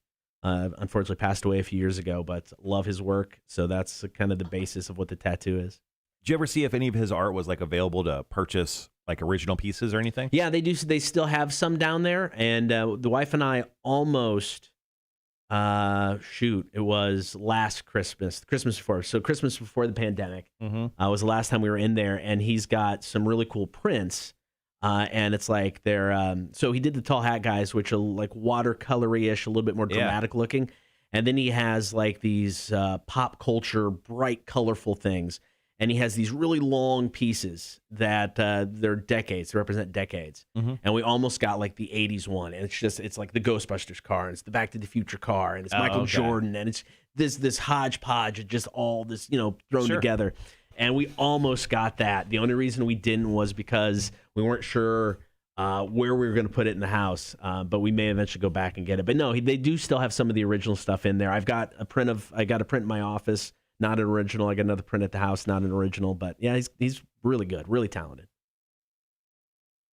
Jeremy just shared a quick story on the chat here. My first tattoo, I was 18 and so excited, no knowledge of them, and I got a quarter-sized tribal bubblegum tattoo on my right shoulder. So horrible after it was done. Thanks to Pete in Richmond Hill, he covered it up for me. Nice. That's awesome. Yeah, that's the one thing I want to, I don't want my kids to regret either a bad tattoo or the design, Yeah. I mean, you may later get it covered up for whatever reason, and I get that. That's fine. But yeah, I don't want them to go through that. Well, I think because the cost of removing a tattoo, I think it's gotten cheaper over the years. But it does take, just like going to get a tattoo, it takes multiple sessions to get rid of it. Yeah. Because like my very first tattoo was comedy drama masks. And it was garbage. It was total garbage. It's long covered up, but it was, looking back now, you're like, ugh, that is not good. All right, guys, once again, talking about bad tattoos here. I think we're going into Access for Life here. Yeah. We're going to do Access for Life. Then there's a cool community event that I think we're going to be judges at.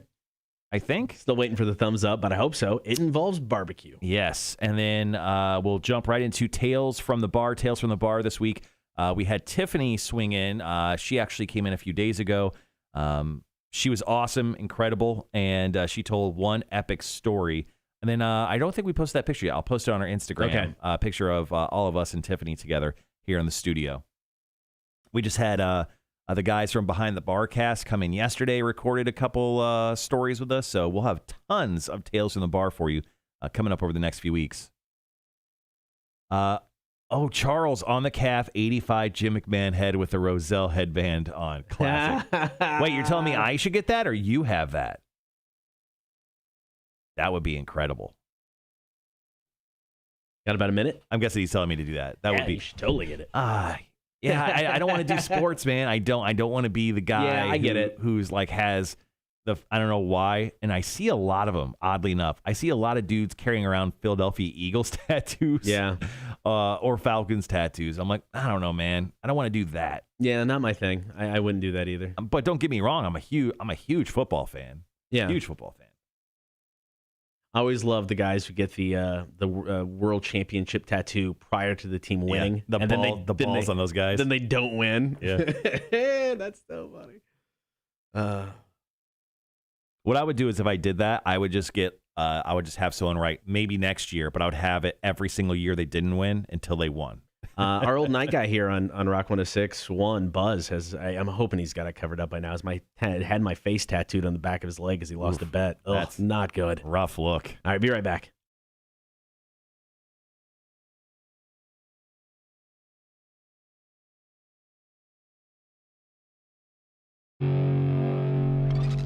Cotter and Marshall. Rock 106.1. Good morning. Thank you for hanging out. Cotter and Marshall Show. Get the stream, Facebook, YouTube, and Twitch. Be sure to like, follow, and subscribe. So we're giving away axe throwing for life. We've teamed up with Urban Forest Axe House, brand new place, just opened up in downtown Savannah. And later this week, we're going to start to put together our teams. Team Cotter, Team Marshall, going head-to-head. So go to Facebook right now, the Rock 106.1 Facebook page. Pinned to the very top is a post. You'll see it has an axe stuck in some wood. It says For Life. Comment on that post. Let us know which team you would like to join, Team Cotter or Team Marshall. And then, we're going to start building our teams. We're going to choose 4 people each. And then on May 1st, we are all going to catch up at Urban Forest Axe House. Then we're going to have a little bracket-style tournament. And then when it comes to our last people, our champions, Cotter, yes, we will join them in battle and help them win axe throwing for life, with, of course, the person winning getting axe throwing for life. That means they get one session every week at Urban Forest Axe House for the rest of their life. Now, I'm cool if people want to join Team Marshall. That's fine. But I do have an issue with how everybody wanting to join Team Marshall really just piles up on me. Yeah. They don't give you a reason to why they want to join your team. It's just like Brenton. I like to pick on the little guy. Another guy is like, I just want to be with the winner. You lost the March Madness bet. Why pile up on me when you just be like, hey, I want to join Team Marshall because of this? They look at your weak, feeble arms and look at this strong, massive man over here that's like, Marshall could throw an axe, and let me tell you, I can. I definitely can. I was just throwing the other day, threw a bullseye. Ooh. First try. No eyes. No eyes. No, I didn't even look. I was drinking a beer with the other hand, too. All right, so sign up for Team Cotter or Team Marshall right now on the Rock 1061 Facebook page. Get more details on the website, rock1061.com. Big thanks to Urban Forest Axe House for teaming up with us on this. All right, coming back, we've got to talk. We've got the Harley event going on the 24th here in a couple weeks. Mm-hmm. It is a barbecue event. I like food. King of the Hog barbecue competition, man. We got details after this. Pretty Reckless Death by Rock and Roll. Rock 1061. Use the restroom real quick. All right.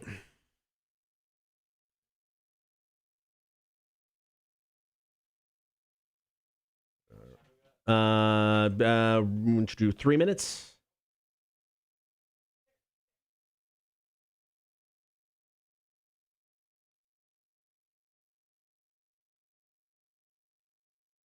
How you feeling, Stacy? That's good.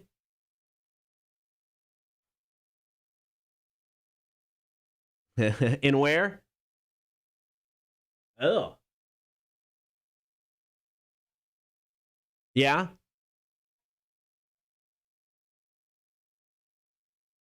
Oh, okay. That's not good. That's good.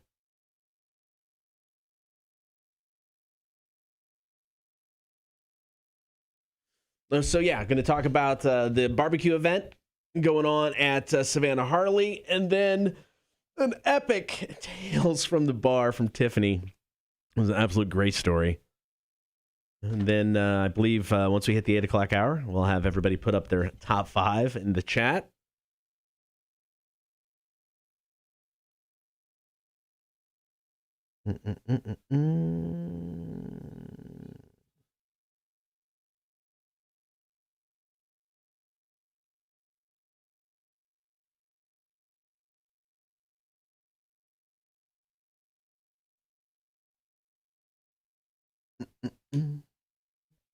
All right. All right, we got about 2 minutes.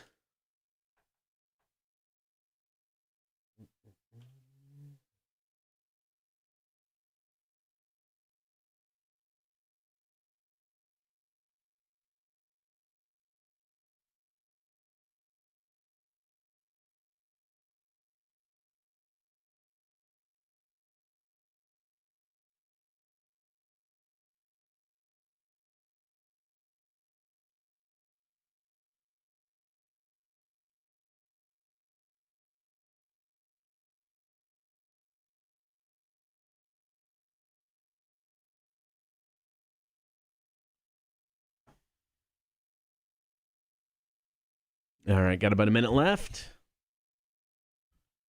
Still to come, Chicks on Dudes. Going to be joined in studio by Mac. Top of the 8 o'clock hour, we got a pop quiz from Marshall.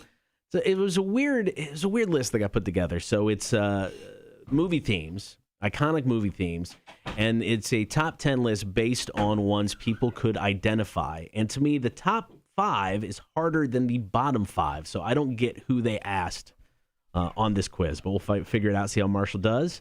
Got about 30 seconds. Marshall back in studio. Talking Harley, King of the Hog.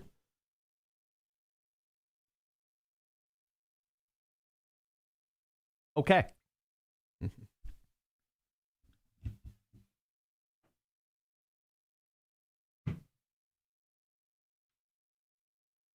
So our friend Hodge is going to come visit us here, I think around 11 o'clock today, something like that. Coming in to say hi and to give us free stuff. I like Hodge. And that's why we're giving free stuff to you guys. All right, be right back. The Cotter and Marshall Show. Rock 1061. Good morning. Get the stream, Facebook, YouTube, and Twitch. Listen online. You can get us in your in-home smart speaker. You can download the app. You can check us out at rock1061.com. Now, coming up Saturday, April 24th, Savannah Harley-Davidson is hosting the second annual King of the Hog Barbecue Competition. This is open for professionals and amateurs, and they're looking for people to enter. So if you good barbecuer, chance to show your stuff, man. Yeah, it's $50 per competitor booth.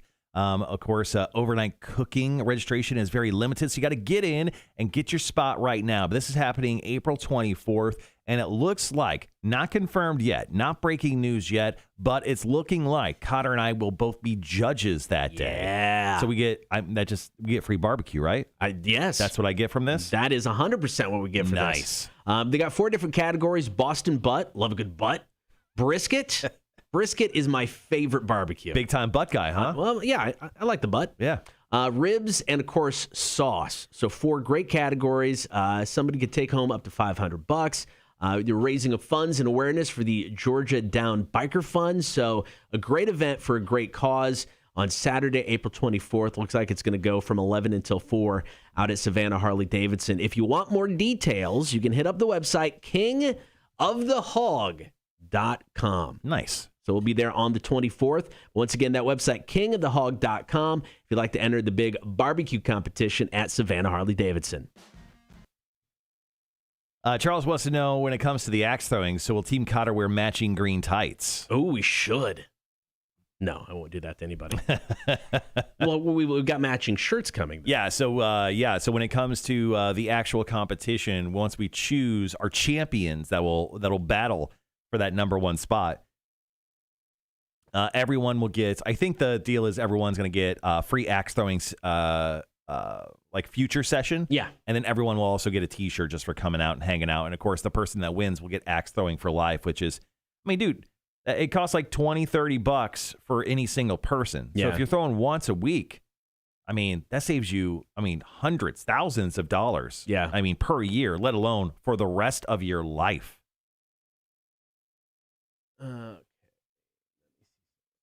Oh, Mac is on the chat today. Ace throwing. Love it. Okay, axe. Okay, you're close. You're close the first time. Good for you.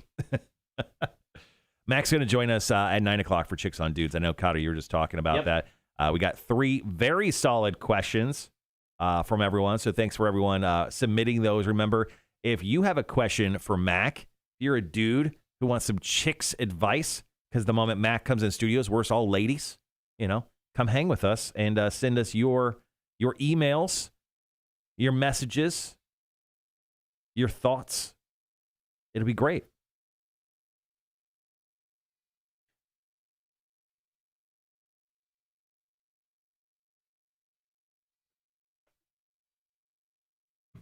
Moon Dance is playing in our ears right now. Something right now, yeah. Moon Dance. Yeah, there's some weird bleed over that's kind of happening into our headphones. That's not me complaining, just to be clear. In case Gibby's out there still counting. Oh, he's counting. He's always listening. He's always counting. So I edited out our intro on this initially, thinking we were going to do a break here about axe throwing for life. Okay. So we'll have to come on just very quick and just be like, hey, it's time for Tales from the Bar. Sure. And then it starts with me going, hey, here's Tiffany. So, yeah. So we'll just have to jump on briefly. We'll jump on the Tiger, man. Tim. I love that Tim's become a weird character on our show. Yeah. Tim the engineer. He totally is. All right, guys. So coming up next, we're going to do Tales from the Bar. This is a pre-recorded interview that we did with Tiffany. It turns out hospitality people don't want to wake up at 7:30 in the morning and come talk to us live in studio, which we get. 100%. So that's why we record interviews that we do with people. So Tiffany from Congress Street Up She came in, I don't know, was it late last week, something like that? I think it was late last week. Yeah. She came in late last week, and she sat down and, spun a yarn for us. And we're going to play that back live on the air and on the stream here in just a few moments. Like Cotter was saying, we're going to go ahead and just kind of give it a live intro, and then we'll let it go from there. I think it wound up being, I don't know, like a 8-9 minute story. I mean, it's an epic story. It was an epic story for sure. And most bartenders, I mean, they're so great at talking to people. They can tell a story like none other, and she is outstanding at what she does. Yeah, she's good. Is Hodge recording a story today? I hope so. I mean, I didn't talk to him about it specifically. Speaking of, let's see. We're talking about Hodge. He is the barroom manager at Southern I Barrel? think so. Yeah. He's got a fancy title. There he is. What's he saying? We have a meeting at 10, and Cotter has a quick meeting at 11. Can we do 11:30? He said, yes, sir. And did I bring up Tails? I didn't.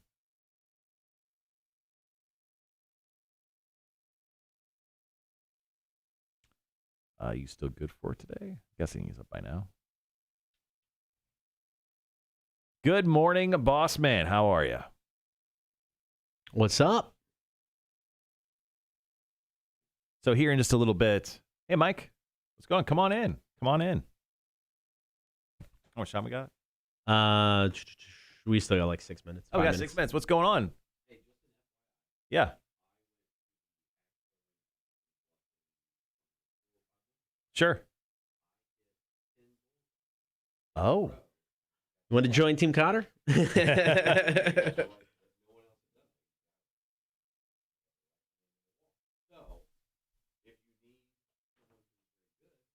Are you offering me your services or Cotter? Are you trying to join Team Cotter or Team Marshall? Okay. I'm actually okay. Way to sell yourself, Mike. Yeah. 37 what in a row? Sorry, guys. Our third favorite sales manager, Mike, just came in. Let us know that he is an axe throwing aficionado. And he threw 10 bullseyes in a row at a axe throwing place in Bluffton. So good for him. I feel adding an employee to either team would not be fair. Can you just put Mike on camera? No, we can't. If he was our number one sales manager, I'd consider it. Yeah. Wouldn't you, Cotter? Yeah, I would. Yeah. If not, yeah. Well, no, because we'd love to talk to him. And your number one favorite sales manager, somebody you like to spend time with. Absolutely. Yeah, you like to get their name out there. Yeah. You want us to go on a call with you? We'll go on a call. This guy, I ain't going anywhere with him. Very untrustworthy.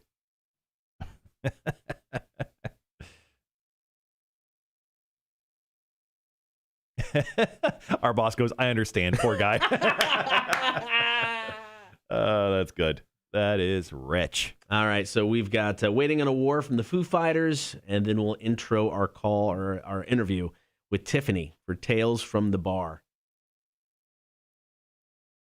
In the meantime, we'll ask the internet a couple questions. That's a good one for you, Cotter, because you're a video game guy. Yeah, totally. If you could play one video game for the rest of your life, which would it be? Specifically, name a game and a console that you played on. I would say right now it would be Red Dead Redemption 2 on PS4, just because it's such an open world game.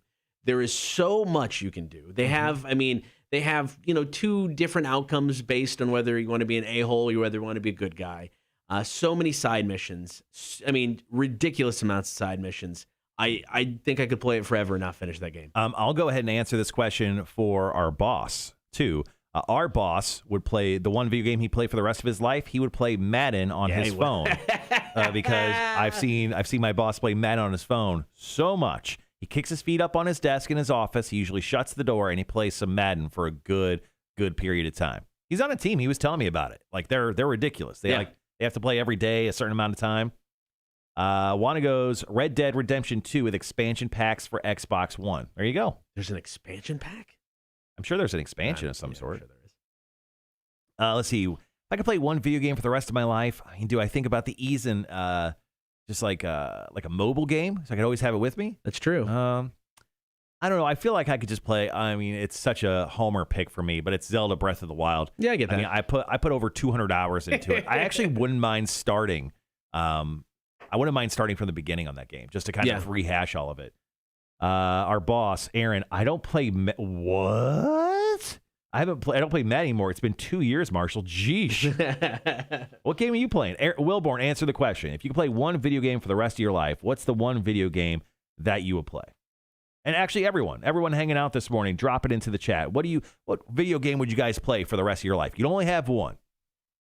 Madden's not a bad choice. As long as, like, if I can just get the update every year on Madden, I would consider that one pretty heavily. So I'm good with Madden. I love sports video games. So like a baseball game or something like that. The one thing I don't like about the newer Maddens, and sorry. Are we getting an actual call right now? Yeah, we are, but we have a minute and a half. Let's take it real quick. Okay. Let's see what Vic's up to. I bet you it's Vic. Nah, actually, I bet you it's not Vic. Hold on. We'll halt on the video game conversation. Rock 1061, hello.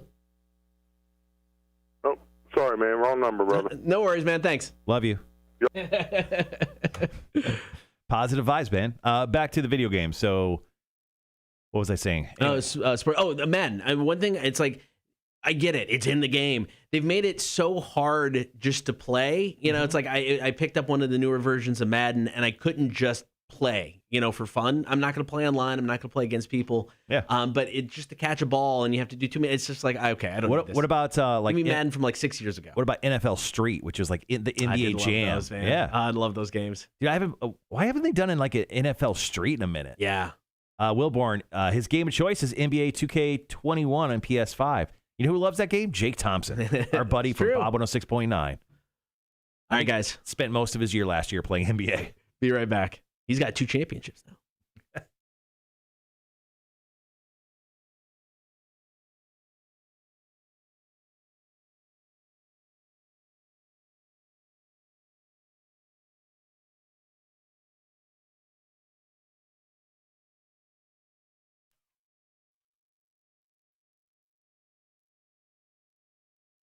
Good morning. Thank you for hanging out. As always, be sure to get the stream, Facebook, YouTube, and Twitch. While you're there, like, follow, and subscribe. Now, if you work in the service industry in the Low Country and Coastal Empire, if you've got a story to tell, we have a segment for you. If you could spin a yarn, tell us the goods in a very entertaining way. Yeah, absolutely. It's called Tales from the Bar, that segment. So if you are a bartender or waitstaff, hit us up with an email if you'd like to share your story, kmshow@rock1061.com. And right now it's time for another Tales from the Bar.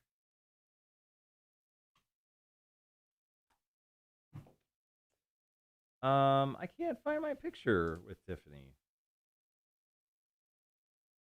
Or maybe I didn't do it. There's Mike. There's the winner. Oh, there it is.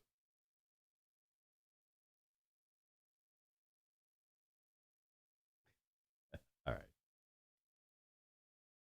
Yeah, so right now on the stream, you're playing it on the stream? Yeah. Well, no, I don't think I can. I'd have to turn because I can hit that because it's not feeding through that right now, so they're not going to hear it. Oh, what do you have it playing? Because it's not. Because we're not going through the board. I mean, I can turn the board back on if we want to do that. You want me to do that? Yeah, we can play the story on the stream. Okay, hold on a second. Midnight as a standalone bar, but during the daytime we're open with the museum from 10 to 6, and then Monday through Thursday we only do the classes, so whichever class it is. So Tuesday nights is whiskey class, Thursday night is agave or tequila class, and then every night is cocktail class. I just mostly want to be there every night. I was going to say all the classes. Do it, yeah. All the classes. And then I'll tell my wife, I'm like, I'm learning, honey. I'm learning all the ways. All right, Tiffany. Well, we have you in for another Tales from the Bar. You are a seasoned professional. You've worked at so many places across your career. Please give us your best story. All right, so, I racked my brain thinking, oh, my God, what is the best story? What is the worst story? I don't know. But the one that really just popped into my head was maybe 2 St. Patty's ago, maybe 3. I was at Congress Street Up, and, we don't, when St. Patrick's Day comes around, we close the museum if there's a parade going on downtown because we don't want the artifacts to go missing, essentially, right? So, and then we also close the bar as like a craft cocktail bar because no one wants craft cocktails that day, right? Yeah. Everybody's trying to get shots, beer, Jameson, Irish whiskey, Irish car bombs, all that stuff that we just, don't really do a whole lot of. But we kind of open our back door and open as just like a shot and beer bar, if you will, right? So we set up a kind of standalone sidebar up the stairs and like kind of across from the bathroom. So anyway, we were doing that a couple St. Patty's ago. And, it's just riffraff all day long, riffraff coming through, up and down, like, give it a shot, blah, blah, blah. We charge people to go to the bathroom because we got one of the cleanest bathrooms in Savannah. You're welcome. You're welcome. I'm going to check this out. Yeah. I can't wait to go pee there. Yeah, we clean our bathrooms every hour. So, and then, even though St. Patty's, they're still clean, so we charge people for it. Like $5. You got to buy a drink or give us $5 to get in there, right? We close about midnight this time. And, there were still some people up there were like, okay, last call, we're starting to put up stuff. And there was this group of 4 people. And I remember them coming up once, buying drinks and getting in the bathroom, and then leaving. But then only 3 came back. And those 3 were like, hey, I think my friend's up in the bathroom. She's in the ladies' room, whatever. And I was like, okay, well, we're closed up. So let me go check the ladies' room. I'll check, whatever. And our bathrooms, there's, you open the door. It's one stall, the handicap stall with the baby changing station in it, and then the stall to the right. So there's only 2 stalls. You can really see, like, if there are feet, there's people in there, right? And if there's not feet, the door's closed, there's probably somebody in there. And I opened the door, and I looked in. All the doors were open, handicap and the regular one, and I didn't see any feet. So I was like, okay, well, nobody's in here. And so I walked out. I was like, hey, she's not in there. I don't know what you're talking about. Goodbye, kind of thing, right? And they just kind of stood around, like, dumbfounded, perplexed. Like, what? Like, but I lost her. I left her here. I swear she was up here. And then, whatever. We're cleaning up. Now, I feel like an hour went by. But it was probably only like 20 minutes. But I feel like an hour went by before they were like, can you check again? Because we've called her a couple times, and I don't know. This is the last place we saw her. She was in the bathroom. We were downstairs the whole time, and I haven't seen her yet. And I was like, okay, well, I'll check the men's bathroom. So I checked the men's bathroom, and I was like, well, let me just double check the ladies' room. Maybe she fell from the rafters or something. I don't know. And so I open the door. I walk in, and, like, the first bathroom to the right, I didn't even make it to the handicap stall. The first bathroom to the right, the door was open, but then I see this young lady. She is spread eagle, butt naked, on the toilet, asleep. Asleep. I was like, oh God. Oh God. I was like, what? Oh man. Where in the manual is it? How do you handle a drunk naked person on the toilet? Oh. I was like, oh God. Okay. Well, should I? Okay. Well, okay. Now there's a couple things I can do here. So she doesn't wake up at all during No, this. I said, hey. Nothing. Not a word. She didn't even move. I was like, oh God. Now she's dead. She dead. She dead. Poker with a plunger or something. And I watched her stomach. I was like, is she alive? Is she alive? Okay, she's breathing. It's good. And then so I was like, okay. I got a couple choices. One is run out and go, hey, your friend's naked in here. Whatever. This is your problem now. Yeah. Or 2, go, hey, wake up. And, hopefully she doesn't vomit all over me, Or, like, just, like, lift her pants up. And I was like, no. Because if you get a good look at me, and you wake up out of your drunken stupor and you're a lady and you really look at me, you're like, oh, who's this dude pulling up my pants, taking them off, or whatever. I'm like, oh, God, I don't want that tragedy. So I just was like, I tapped her shoulder. I said, hey, are you alive? And she goes, like she like, it was like something like woke her up from the heavens. And she was like, I was like, okay, put your clothes on.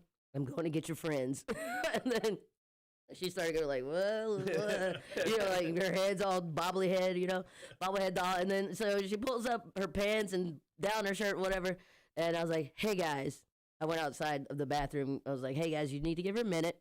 She is in there. Wow. And then that was it. They left, and hopefully they're still all alive. Did she say anything to you? Did you catch any words from her? No, at all? I heard,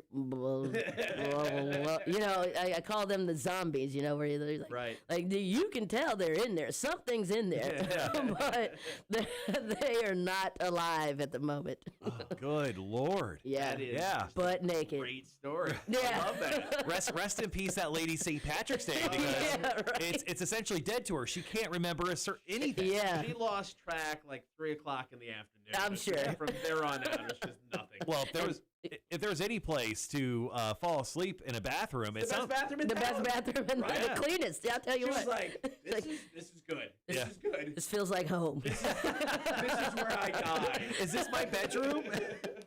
She should come back and tip you. Yeah, I mean, hopefully, 2 years later, Yeah. hello, naked lady, please come back and see me. I need $100. Wait, easily $100. I was about to say that, I think $100. that's a nice round number. Exactly. All right. Well, Tiffany, thank you so much for coming in and sharing that amazing story. I know everyone has a podcast, and I know you have one. Yeah. So pimp it out. Sell it Oh, to us. yeah. We are, so it's me and 2 other ladies. We're called The Riff. And we just kind of riff off of everything. We talk to each other about just daily life things. Sometimes we'll have a guest or two. We talk a lot about Savannah and kind of the food scene and beverage scene in Savannah. But really, it's just 3 chicks hanging out, right, kind of thing. So it's called The Riff. You can find us, The Riff Savannah, on Instagram. And then also, if you want to, Spotify. There we go, on Spotify. The Riff Savannah. Rock 106.1. All right. Whoops. There we go. Great story from Tiffany there. Yeah. Once again, Tiffany, just a ball of energy. We just posted her picture up at our Instagram page, both Rock and the Cotter and Marshall Show page. So if you want to see Tiffany in action there, a great action shot, you can definitely see her there. And of course, you can go see her at the Congress Street Up. She's a bartender. She's amazing.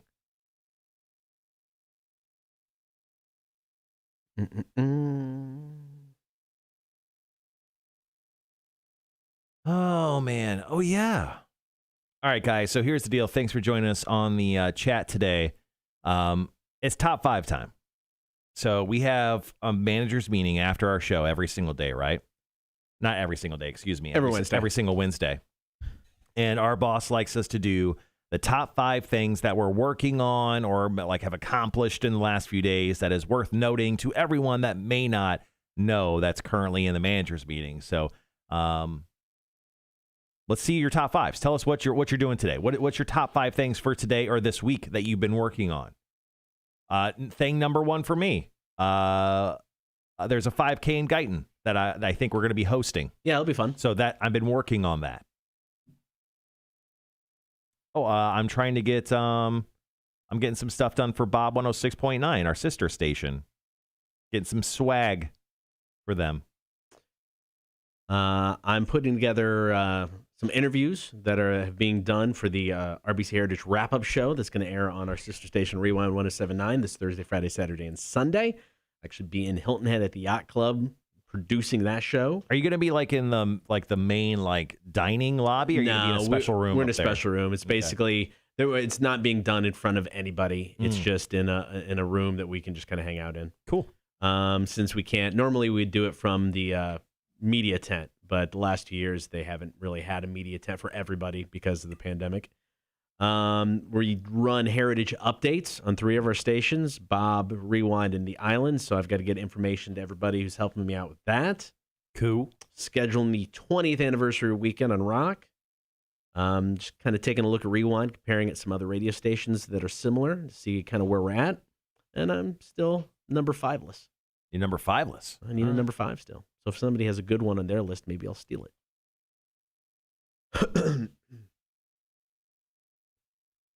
I've got 2.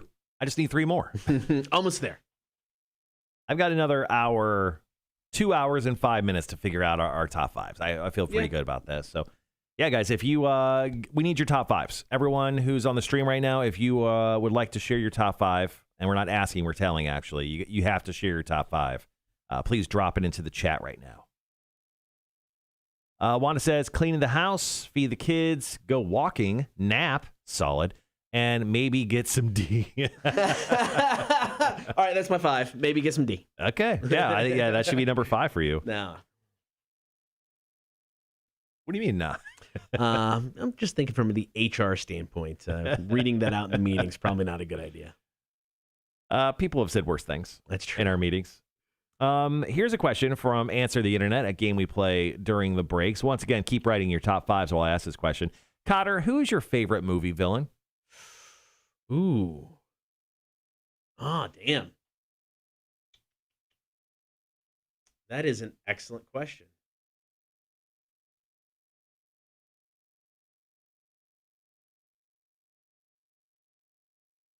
There are some great ones. I know. Let me look into this because I don't want to.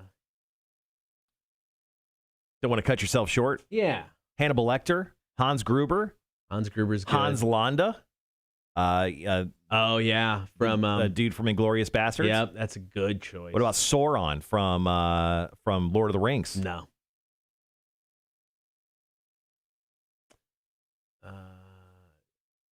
Heath Ledger's Joker. That's a great one. Palpatine. Nurse Ratchet's good, in an untraditional villain sort of way. What about Tommy DeVito from Goodfellas? Little Joe Pesci action there. Jack Torrance from The Shining. Mm.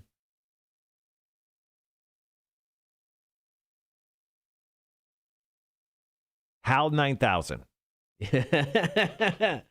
Non-traditional pick. Wilborn, you want mine now, Marshall? Yeah. Let's hear your top 5, Wilborn. And once again, everyone on the chat, please get to writing your top 5, whether it be for the day or for the week. I want to hear stuff that you've been working on or have accomplished that have really made your life better. So once again, write your top 5 out. It could be easy things like cleaning the house or taking a nap, or it could be, you've solved a algorithm to help NASA get to the furthest planet. Loki. What about Loki? Loki. Oh, from Marvel. Not villain enough for you? He's too charming. He's too charming as a villain. That's what makes him fantastic. Yeah, I don't know. He hasn't murdered enough people. What about Calvin Candy from Django Unchained? Oh, that's a good call. Yeah, I think the Hans Landa and Heath Ledger's Joker specifically would be two that would be toward the top of the list for me. Hans Landa is such a good. I mean, oh man, Christoph Waltz is such a good actor, and he is such. He's so good in that role. That opening scene with the milk and everything. So good. What about just T-1000? He was terrifying because he just never said anything. Yeah, that's true. He was just always out murdering things. Charles dropped his top 5. Number 1, watch K&M live stream. Sick. Nice. Jeez. Someone's sucking up today. 2, check jobs. 3, make plan to squeeze 6 days of work into 3. Number 4, finish watching Mayans at lunch. How is Mayans season 3? I watched season 1. I don't think I ever went back to. Maybe I did watch season 2. I watched season 1. I really like season 1. Yeah. But I don't think we picked it back up after season 2 for some reason. Yeah. Number 5, start beer drinking early afternoon. Respect. Sick. Nice. Yeah, Friday, as we talked about. Maybe I could put that on my top 5. Friday, I plan on day drinking. I like it. Hey, man, I don't get a traditional weekend off like most people. No. Yeah, and especially over these last few weekends, I've been out broadcasting live damn near everywhere. Yeah, my weekend shot this weekend. What are you doing this weekend? Heritage. Oh, shit, yeah. So I'll be for the wrap-up show. Be there Thursday, Friday, Saturday, and Sunday. This is like the one weekend where I don't have anything. Yeah. So Friday night after the wrap-up show, I'm going to go to the Hilton Head Brewing Company and drink beer before I come home. Shoot me some pictures of what they have. Okay. I mentioned I haven't been to Hilton Head in quite some time. Yeah, it's been a while since I've been to the Hilton Head Brewing Company. I'll look at Rhett Parnell combining what we were just talking about. Here's my top 5 movie villains. Oh, I like it. Coming in at number 5, Hans Gruber. Die Hard action. I like that. Good choice. Number 4, T-1000, Terminator 2. T-1000 still absolutely, as a child when I watched that film, terrifying. Yeah. Because he said nothing. The motivation was just to murder. Number 3, Hannibal Lecter. Another terrifying movie villain. Number 2, Thanos. Maybe it's because of Marvel movies, and I just don't take them as seriously as like serial killer movies or whatever I've been watching. Yeah. And number 1, Darth Vader. Darth Vader, I love the choice because I think you look at, greatest villains of all time, he's definitely there. I don't know if I could put him number 1 though. I don't know. I don't hate it I don't hate him being number 1. The thing is, growing up though, like if you're growing up and you're watching some of these movies, I get why they're still terrifying to this point. Even though older, you're like, nah, it wasn't actually that. I mean, like as a kid, you always hold on to that feeling. Yeah. Like Freddy Krueger, still terror. That was one of the terrifying movie villains from my childhood. Yeah, I agree. Charles goes, if this week keeps going the way it is, I may join you Friday. Yes. Yeah, day drinking, 12 noon, Debilation Brewing Company. Yep. You're all invited. So I'm going to start drinking at 12 noon, have a couple beers, just a couple, be responsible, go to Hilton Head, produce the wrap-up show, and then drink that night at Hilton Head Brewing Company. Solid plan. It's like a sandwich of drinking. It's a sandwich of drinking. Except that you have to wake up at 5 a.m. to do the show first. And that's true. Yeah. I'll nap. No, I won't. I'm going to drink. Never mind. Like I told you, you get real heavy beer drunk the first hour of Debilation. Sleep there. And they've got a couch there. They actually have I don't know if you saw the post that Debilation put up, but they have ping pong, cornhole, darts. Yeah. And they I think they even have an old school NES that you can play. Oh, I'm in. Okay, I'm in. And all right, guys, be right back.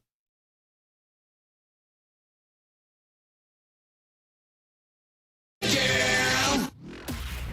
and Marshall. Rock 1061.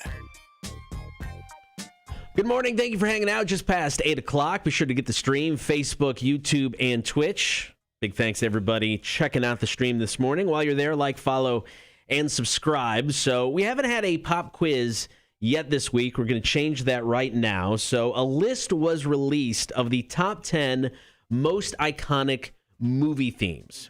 But this isn't your stereotypical just best movie themes of all time. So what they did was they got a lot of people, played movie themes for them, and these were the top 10 most recognizable movie themes. By the masses. By the masses. But it's weird. The bottom 5, 10 through 6, to me, way more iconic, way more recognizable than most of the top 5. Well, you're not a mass guy. Maybe. No, but dude, the bottom 5 are more mass than the top 5. It's so bizarre. All right, per your opinion. All right, well let's check them out. Let's play this game and figure it out whether they were right or not. All right, so we're going to play you. We're going to start at 10 and work our way up. Sure, of course. So we're going to play part of the movie theme. You have to tell me what movie it's from. Okay. So here we go. This was number 10 on the list. It was recognized by only 12% of the people asked. Rocky. That is correct. Right? Yeah, super easy. How are only 12% of people getting that? I have no idea. Wait, and it gets better because here's number 9. Star Wars. That is correct. Only 18% of people got that. What? Right? Okay. It's number 9. Really? That's interesting. All Okay. right, number 8. Man, I want to say that's just. Oh my God, my wife's gonna kill me. You know this. You know it.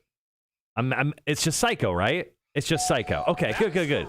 Okay, I got real worried there. I'm like, is that the beginning of the Friday the 13th? No. That's Psycho. Easy. Now that is the shower scene theme. There is a different theme from the movie, but I went with that one because it's the most iconic. Okay. So maybe they gave them the just the overall theme, which is harder for people to pick out, but still, number 8. Number 7.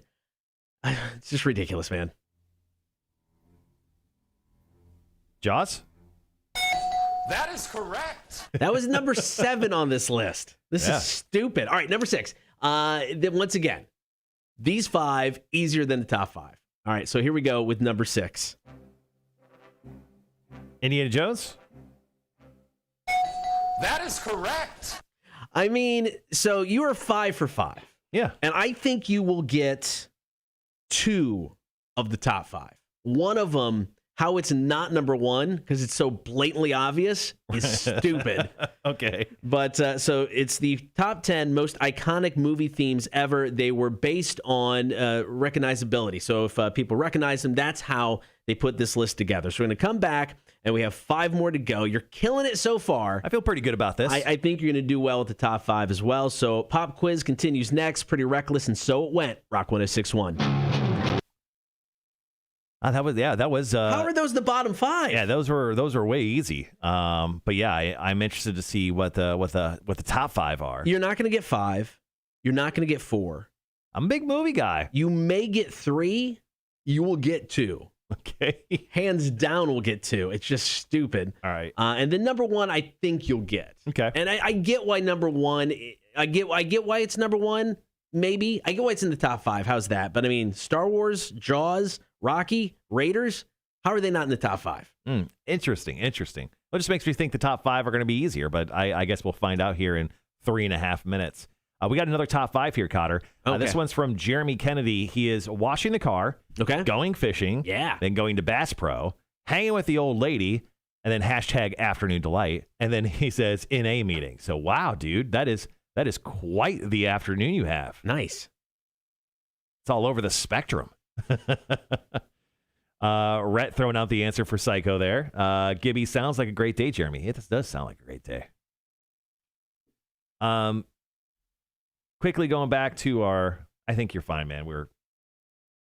We played so little there. You're fine. I know. It just always makes me nervous. Sorry, guys. You heard the first 5. You're not going to hear the second 5. The button shouldn't have been pushed. Copyright. Can't go over the stream.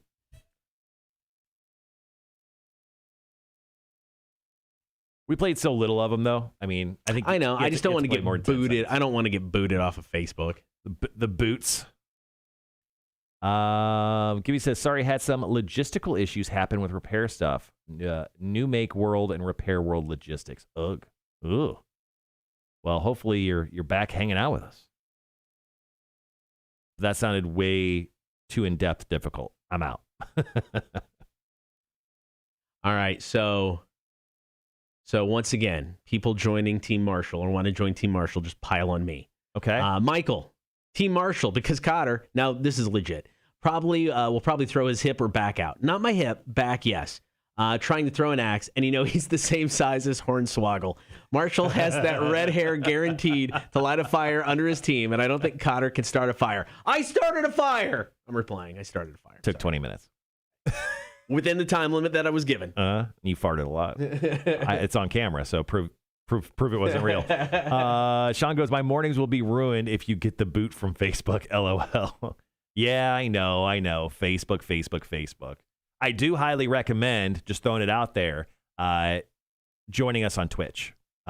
Twitch seems to be the superior experience when it comes to watching us. But, of course, we love all of our video streaming services equally. Yeah. Not really. I don't like Facebook. But I think Twitch is definitely the spot. If you guys have not created an account there yet, it's well worth your time. They have all sorts of crazy stuff on there all the time. Okay, so we got about a minute left. Sorry, guys, in the stream. You won't hear the top 5. But you can listen through the app. Yeah, you can definitely do that. And hear it there. Or if you're here locally in the area, unlike you, Sean, you can't. But you can turn on 106.1. That is true. In your household or in your car.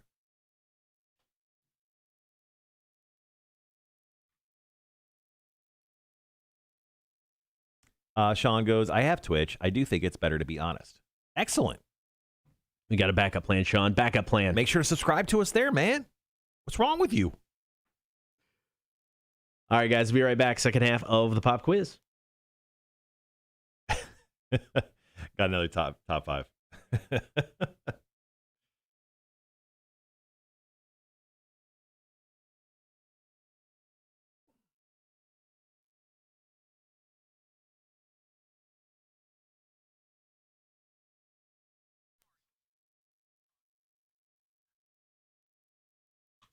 Good morning. Thank you for hanging out. It is the Cotter and Marshall Show. Get that stream, Facebook, YouTube, and Twitch. Of course, you can listen to the show. Download the app for free. It's the Rock 1061 app. You get us on your in-home smart speaker. Also, the website, rock1061.com. It is a pop quiz that Marshall is crushing so far. Mm-hmm. It is the most iconic movie themes ever. And it isn't a necessary list of the best themes, though they're all solid. This list is based on people being able to name the movie just from hearing the music. And in my opinion, the bottom 5 of this top 10, way easier than the top 5. I mean, number 10 was Rocky, iconic. Number 9 should be number 1, Star Wars. Number 8 is Psycho. Number 7 was Jaws. And number 6, Raiders of the Lost Ark. Okay. All of those iconic. How they're not top 5 blows my mind. So here we go. We're going to get in the top 5. I don't think you're going to get 5 and 4, but we'll see. I don't know. Here we go. Number 5 on this list. You know this movie.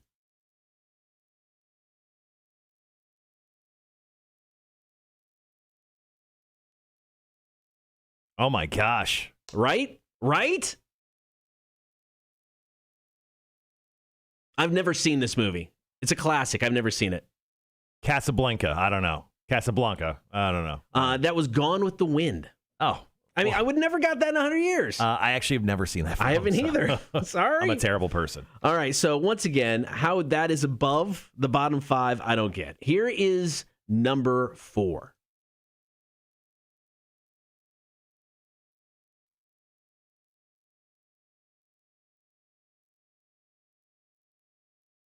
That sounded like Daffy Duck. I mean, I have no idea what that is. Nothing? No guess? Dancing in the Rain with Frank Sinatra, whatever that film was called. I don't know. West Side Story. Yeah, it turns out I don't know that one very well. Once again, how is that top 5? I don't know. They asked a bunch of old fogies. You would think. Yeah. But then there's number 3, which once again, you may get it, but I don't think it's as iconic. I don't think this should make the list at all.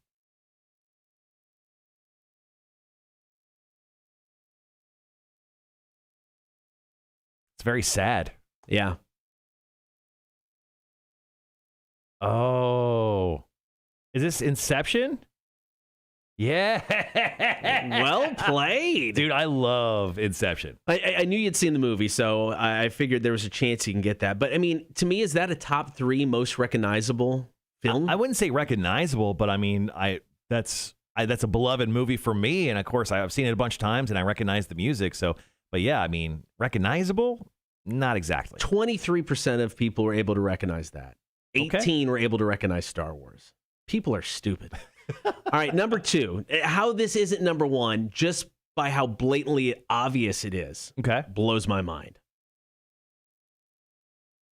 That's just the one and only best singer of all time, Celine Dion. Titanic is obviously the answer.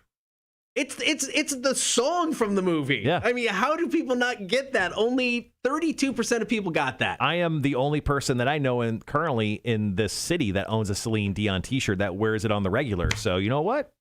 Guaranteed to get that one. You're a fan. Yeah. All right, and here we go with number 1. I get this one being recognizable more so than some of the others on the list. I'm not quite sure, but here you go. Oh, Harry Potter. That one's easy. Yeah, I mean, I get that one on the list, but I mean, the West Side Story one, the Gone with the Wind one, and even Inception. I mean, I know you got it, but I don't know. It wouldn't make the list of me if you come to me and go, what's the most recognizable movie themes? Yeah, I think with those two, I mean, Harry Potter, I definitely get. Yeah, I get that 100%. With those two older films, yeah, I get why you would find that kind of absurd that they're in the top 10. But I mean, maybe it's just a generational thing. All right, well, you got 8 out of 10. It's up. Passing. That's a C. That's a C, baby. I think that's a B. Well, I mean, as a child, that was a C. School did you go to? Obviously, a tough one. That explains so much. Your hatred toward education makes sense now. All right, coming up next, we've got read a book since high school, Cotter. It really showed them. Coming up next, got a story about a demon dog that's trying to get adopted, and it has now gone viral. It's a great story. Cotter and Marshall show next. Rock 106.1.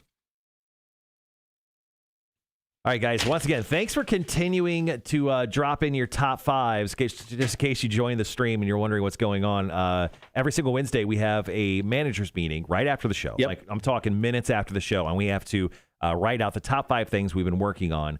So Rhett goes, top 5 things to do. Number 5, avoid the kids. Number 4, avoid the wife. Number 3, drink a beer, smoke a cigar. Nice. Number 2, apologize to the kids. Number 1, apologize to the wife.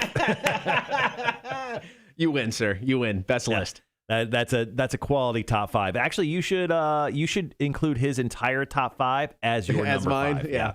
And then Gibby says top 5, install igniter boss, whatever that is. That sounds fancy. Install igniter bushing. Install flow guides for cross flame tubes, CFTs. Start next set of CFT installs. Lay out kitchen countertop laminate when I get home. Damn. Wow. Gibby, you're still working on that kitchen. Damn, dude. Did you just build yourself a stove? Like most people just buy them. I feel like you're just building one from the ground up. I had pieces laying around. I just turned it into a stove. It's like I got an 82 Volkswagen out back. It's now a stove. And damn it, I'm going to make that thing a stove. So is Aaron's top 5 list coming, or is that just he's got nothing going on? That or he just had a stroke and he's not able to type out the rest of his list. I'm predicting a girthy list from Aaron. That's what's taking him so long. Yeah, it's a girthy list. He's got quite a bit going on. Also, big thanks for everyone who's been helping us fill out the back shelf behind Cotter. We've currently added the psychosexual clock, which is nowhere close to being on time. Is it? Actually, is that on time? It should be. Yeah, it's mostly on time. Good for you. Yeah, Psychosexual is the 5-figure Death Punch dudes band. What else do we get? Charles, you hooked us up with the EBT hat on top of Cotter's head. The Slain Irish Whiskey hat was just something that we got from St. Patty's Day. Excuse me. And then Debilation Brewing Company threw us a little tiny growler. So it's that's now on the wall. So we're continuing to add to the plethora of stuff that we have on our shelves behind us. Aaron has still not dropped his list. I guess this is one of those pregnant pauses where the anticipation is growing. Gibby says, so what I'm saying is I need a career change with his top 5. Yeah, I think you're an oven guy, bro.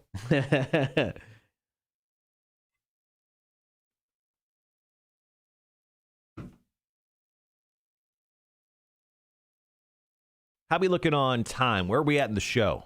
We have got about 6-7 minutes before we're back on. 6 minutes. So next up, we're talking about this hellhound. Yep. Chihuahua, which is hilarious. Here's top 5 from Aaron. All right, let's break it down. Top 5. Heritage setup and people prepared. Then he's got a sales event scheduled. Concert artist finalized. Contract done with Connect Savannah. And TV contacted about concert. Lots of concerts. Oh, Charles goes, EVI, EVT is what people use in the grocery. Sorry, man, the hat's at an angle. I apologize. I forgot it's EBI, but it's like FBI. Yeah. One letter off. I apologize, man. Don't do it again. I won't do it again. Charles is a very, very intimidating gentleman.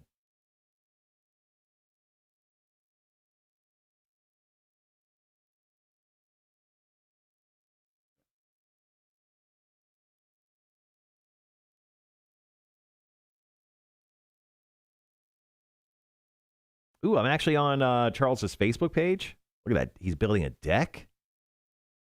A custom Western red cedar fence.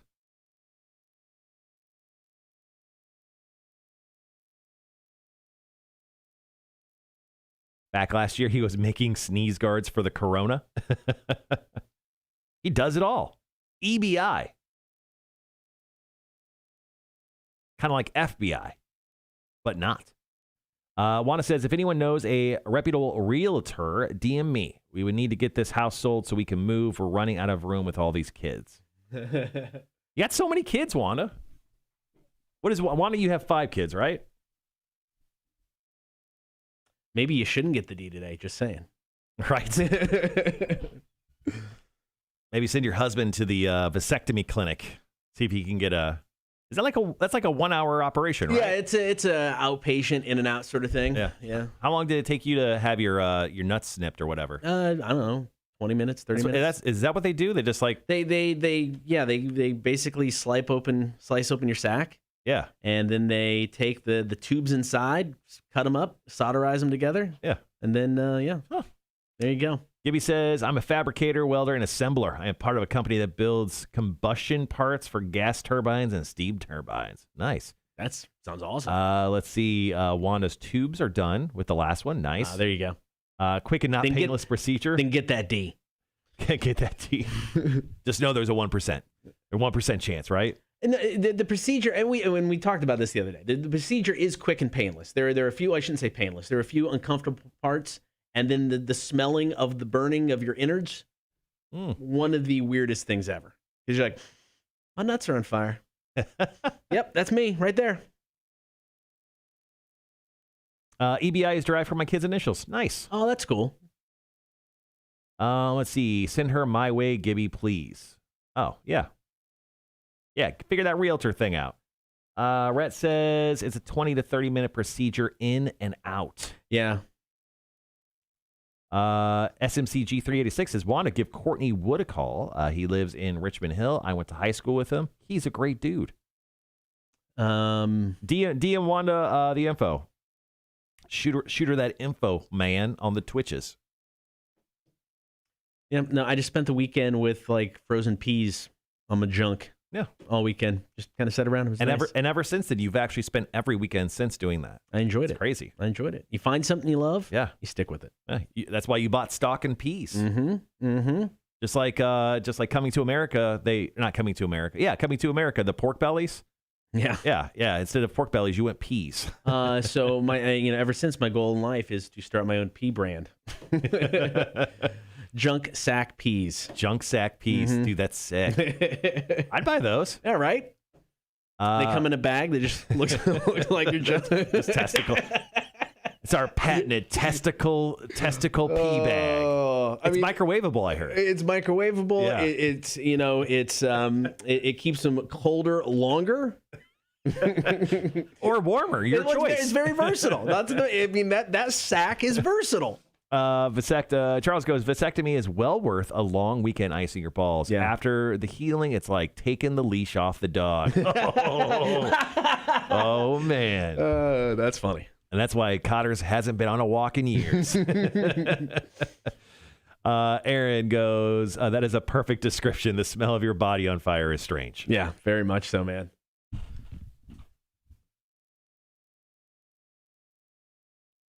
And just having people in the room staring at your junk was weird. How many people? 3. Doctor and 2 other people. Huh. It was just weird because they're just there and it's just like, yo, yep, how's it going? Yeah. I've only had one similar experience. There was no burning sensation. Yeah. It's when I found a bump on my testicle. Right. And I had to have an ultrasound to see if it was like cancerous or anything. Right. And it wasn't. That's thankfully. good. But this very, very nice, unfortunately, very attractive young woman had to, ultrasound my testicle. And it was a very fun experience. It was just one person staring at my testicles. Rhett, I'll tell you after the break here, Rhett. All right, we'll be right back.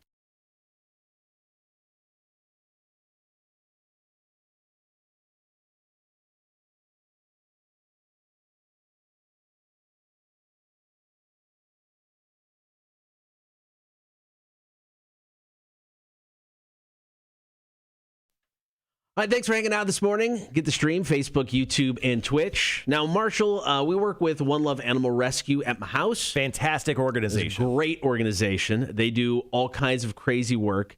So I understand, not every foster animal. We fostered many cats. Not everyone is necessarily the perfect foster. And we have 2 cats right now that were given to us because they just needed to be socialized. The last person who had them, wasn't able to get the job done. So my daughter's very good at this. So we have 2 cats right now. One of them will not come out and say hi when I walk into a room. The other one has gotten much better. So I get it that not every foster animal is perfect. And that's why I have so much more respect for people who do foster animals now, because it's not just, I got to take the dog for a walk again. I mean, you have to get the dog ready and prepare it to get adopted.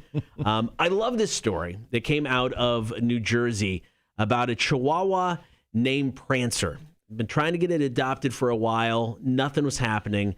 So the foster owner went full on. This is the true nature personality of this dog, and it is now gone viral. This is just part of the description they put up about adopting this dog. I've tried for the last several months to post this dog for adoption and make him sound palatable. The problem is he's just not. There's not a very big market for neurotic, man-hating, animal-hating, children-hating dogs that look like gremlins.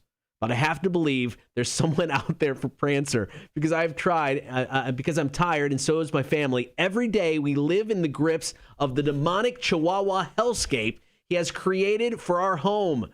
And then skip it down a bit. I'm convinced at this point he is not a real dog, but more like a vessel for a traumatized Victorian child that now haunts our home.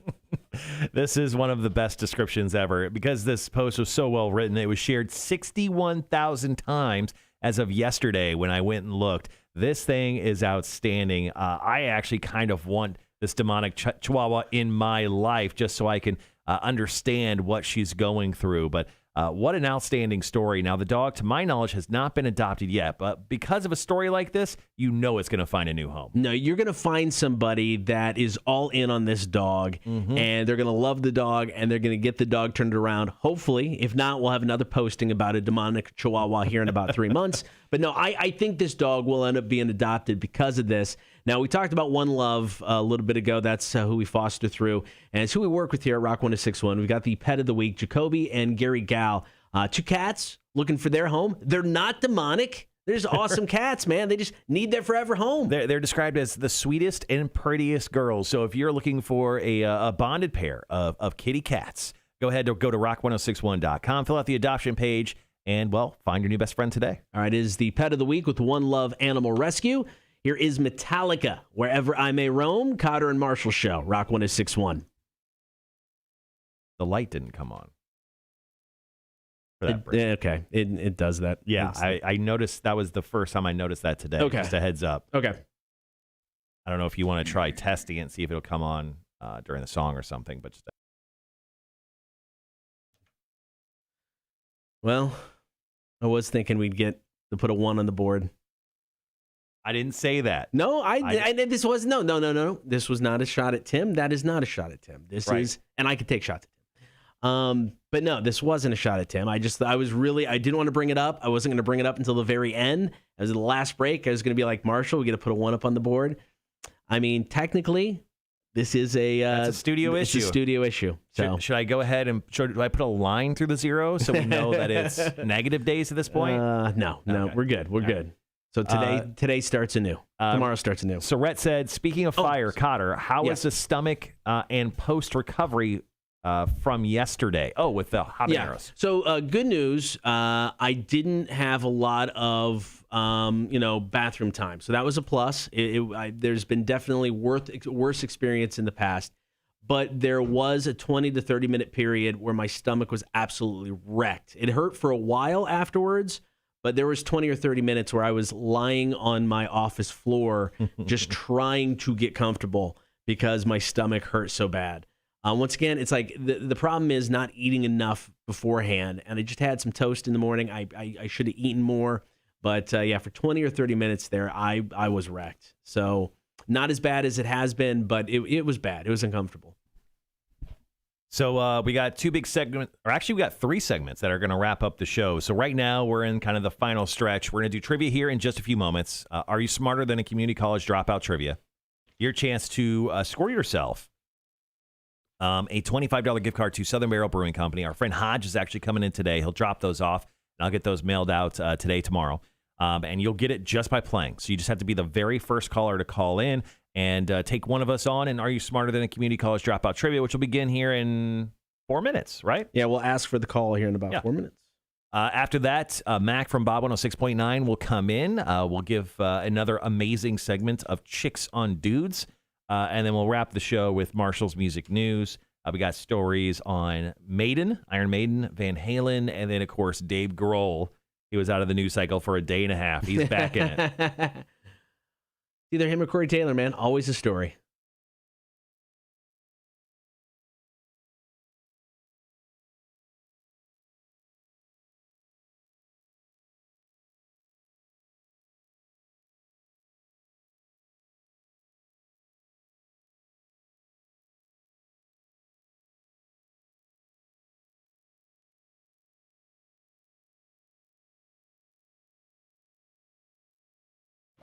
All right.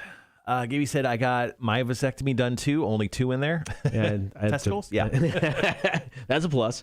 No, I had three people. And it was just, hey, what's up, guys? Yep, that's my stuff. That's my stuff.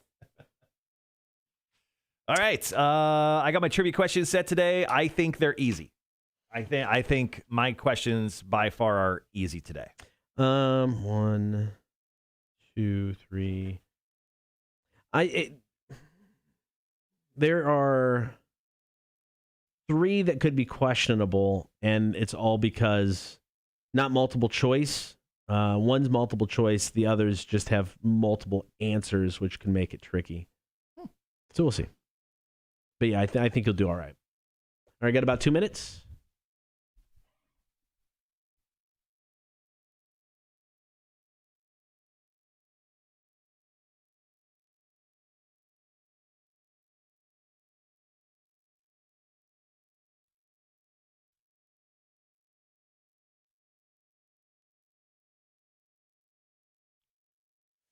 Oh. So once again, about to play Are You Smarter Than a Community College Dropout Trivia. Yesterday, Caleb took me on. I won yesterday 3-1. Mm-hmm. Caleb took himself home a $25 gift card to Southern Barrel Brewing Company. Today is the same exact prize. All you have to do to win that is to play. Just be the first caller to call in at 1-800-394-1061. I think today is a good Cotter Day. I hope they take you on because I want to see how well you'll do with these questions. I think there's an opportunity for you to get 6 out of 7. That's what I think. I don't know. Okay, I like that. Charles says, going back to top villains, my favorite is Lore Humongous from Road Warrior. Oh, wow. Oh, what was the dude from Mad Max, the new one with Tom Hardy? Oh, man. Something Tom? Joe? Something Joe? Oh, something, yeah.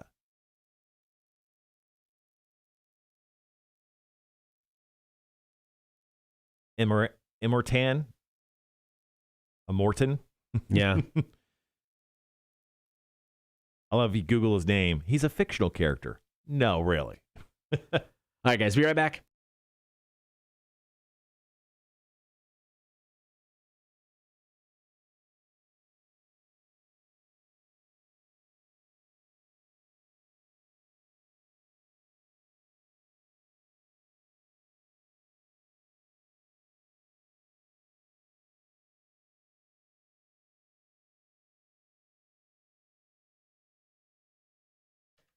Good morning. Thank you for hanging out both on air and on the stream. Right now, it is time to play Are You Smarter Than a Community College Dropout? Round of trivia brought to you by Rotten Little Bastard Distillery. They are in Beaufort. Check them out. All kinds of great booze. We still got to go, man. Still got to go. Yeah, we've been talking about that. We should actually put pen to paper and sort out a date on that one. Anyway, let's go ahead and find ourselves our contestant for the day. If you want to play trivia against one of us, Community College Dropout, 7 questions in 60 seconds, be the first person to call up at 1-800-394-1061. If you are that first person, we will hook you up with a $25 gift card to go check out Southern Barrel Brewing Company. Great food and great beer. All right. Are You Smarter Than a Community College Dropout Trivia brought to you by Rotten Little Bastard Distillery is up next. Cotter and Marshall Show. Rock 106.1. There's our call. Check, check, check, check. Rock 106.1. Who's this? It's Rudy. Rudy! What's up, man? What's up, guys? Hey, man. All right, man. Well, it's trivia time. Who do you want to take on, myself or Marshall? I got to go after Marshall. He got me last time. All right, fair enough. Marshall's going to put on the headphones. Of course, you know the drill, man. It's 7 questions, 60 seconds. If you don't know an answer and want to pass, feel free to do so. Let's see. Your time will start as soon as I finish question number 1. With that said, are you ready? Let's go. All right, here we go. Question number 1. On a traditional Monopoly board, what is the name of the first railroad square you pass? Reading? That is correct. Name one of the 4 NFL teams that have never been to the Super Bowl. The Browns? Correct. What is the capital of Florida? Tallahassee. Correct. Who did Hulk Hogan beat in the main event of WrestleMania 3? Andre the Giant? That is correct. Multiple choice. On the mainstream rock charts, how many number one songs does Metallica have? 10, 15, or 20? 15. Incorrect. What is a group of lions called? A Pride. That is correct. And finally, name the first name of one of the Golden Girls' main four characters. Oh, my goodness. Got about 5 seconds. Betty. I don't know. Incorrect. All right, man. Time is up. That was solid. Marshall, you can. Rudy got 5 out of 7. Oh, okay. So Rudy, we're gonna put you on hold. We'll be right back to you. Okay. All right. Now I will be honest. I did slip up on one, and I said part of the answer. Okay. So keep that in mind. That was on me. Do I get that one then? We'll give it to you first, the question, see if you can get it. Okay. All right. So 7 questions, 60 seconds. Time will start after I finish question number 1. On a traditional Monopoly board, what is the name of the first railroad square you pass? Oh my God, I haven't played Monopoly forever. R&R? Railroad? No, incorrect. Name one of the 4 NFL teams that have never been to the Super Bowl. Detroit Lions. That is correct. What is the capital of Florida? Oh my gosh. It's not Miami. It's like Fort Lauderdale. Incorrect. Who did Hulk Hogan beat in the main event of WrestleMania 3? Andre the Giant? That is correct. That's the one I flubbed up on. Multiple choice. On the mainstream rock charts, how many number one songs does Metallica have? 10, 15, or 20? 20? Incorrect. What is a group of lions called? A Pride. Correct. Final question. Name the first name of one of the Golden Girls' main 4 characters. Does she go? B. I think that's the name of the actor, B. Arthur. That's the name of the actress. Yeah, I don't know. Incorrect. I didn't do well today. 1, 2. It's definitely a loss. You got 3 out of 7. Oof. Rudy coming in, Redemption! getting the job done. 1-1, Marshall. I'm happy for you, Rudy. All right, you got Rudy's info? Yeah, I do have Rudy's info. All right, Rudy. Marshall will give you a call back and get you all hooked up with your prize, okay? Fantastic. Thanks, guys. Thanks, man. Congrats. All right, here's the correct answers for today's round of trivia. On a traditional Monopoly board, what is the name of the first railroad square you pass? It is Reading Railroad or Reading Railroad. Name one of the 4 NFL teams that have never been to the Super Bowl. It is the Browns, the Lions, the Texans, or the Jaguars. Tallahassee is the capital of Florida. Hulk Hogan beat Andre the Giant at WrestleMania 3. Metallica has only had 10 number one songs on the mainstream rock charts. Yeah, that makes sense. I should have gone less. And a Pride of Lions is what the group is called. And the first name of the Golden Girls' main 4 characters, Blanche, Dorothy, Rose, and Sophia. Yeah, B. Arthur played one of them. I think I've seen like one episode ever. So okay, fair enough. All right, there you go. Are you smarter than a community college dropout trivia? Brought to you by Rotten Little Bastard Distillery in Buford. We're going to play again tomorrow. Your chance to call in and win around 8:30. Cotter and Marshall Show. Rock 1061. Sadly, that was my second loss, guys. So sorry. I'm now 11-2-4. You're fine. You're doing okay. I don't know if I'll make it. All right, we're going to kill the audio for just a moment so we can edit that up, and then I'll talk to you guys on the stream.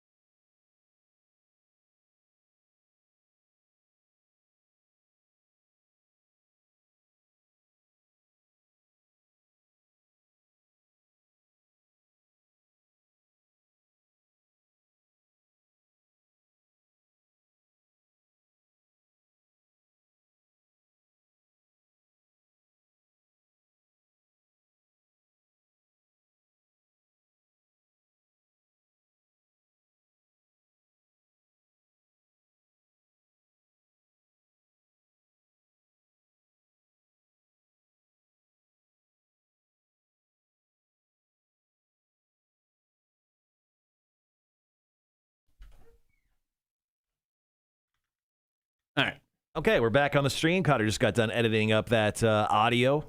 So we're going to play that back here in just a few moments. And then after that, Mac will be joining us in studio. Yes, another rendition of Chicks on Dudes. 3 more questions for her. Two kind of situational questions, including one includes Tinder, one includes being in high school, and another includes action figures. So we'll get to those questions here in just a bit when Mac joins us in studio.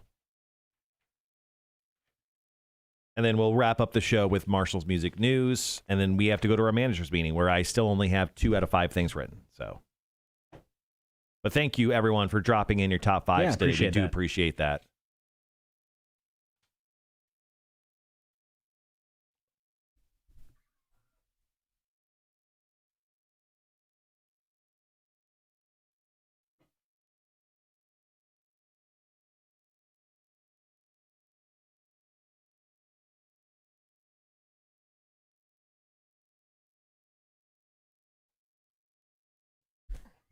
Okay. All right, so I'm all set for Chicks on Dudes. Got the questions all lined up.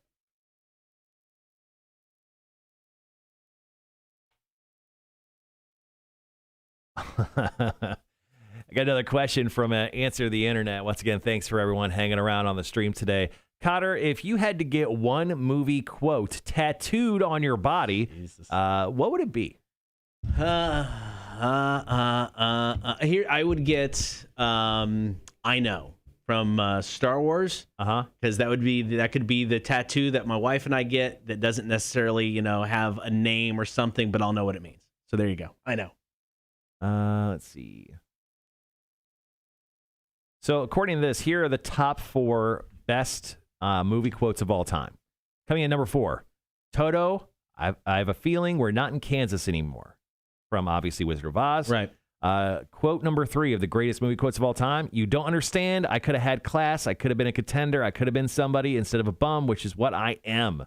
I don't know where that's from. That is something Waterfront. Okay. Quote number 2 of the greatest quotes of all time, movie quotes. I'm going to make him an offer he can't refuse. I think that's The Godfather. Yep. And then quote number 1, frankly, my dear, I don't give a damn. Gone with the Wind. On the Waterfront is the second one. Mm. So my favorite movie quote is from Clerks. Try not to suck any dick on the way through the parking lot. I just find that it gets me every time. But there's no way I'd get that tattooed on me. I'm going to make him an offer he can't refuse. Let's see. You don't understand. I don't know where that one's from. Let's get into this. I would probably go with something from Fight Club. Yeah, I get that. Yeah, excuse me, but yeah, I think I know it would be perfect. That'd be mine. Simple, to the point. Oh, you know what? I probably did, Space Monkey, when Tyler Durden, Brad Pitt yells Space Monkey and then slaps the back of that dude's head. Right. In Fight Club, I think that's a great, and I could have a little monkey in an astronaut costume underneath that. Yeah, I think that would be pretty. I get that. Pretty sick. I'm gonna use the restroom. Rhett with I'm Your Huckleberry. Give you the snozberries taste like snozberries. I think these can all be accompanied with like some really great artwork if you're to get them tattooed. But yeah, I think I'd go with Space Monkey from Fight Club. Or how about just We Are Consumers and it's just an IKEA set tattooed on my arm. Also, this is a great Answer the Internet question, but just because of the artwork. So there's a little dude from Braveheart. Feel free to drop in your favorite movie quotes that you get tattooed on yourself in the chat today. Once again, thanks for hanging out. We had an epic blowout of people watching yesterday. An all-time high in minutes watched on the show. So once again, thanks for everyone checking out Torture Tuesday with Cotter yesterday. He missed every single one of his blindfolded basketball shots. The man got hit with kendo sticks. He got shocked with a dog collar. And, of course, he had to eat some extremely hot habanero peppers, which I just went to Kroger and I just found the 2 biggest habanero peppers I could find.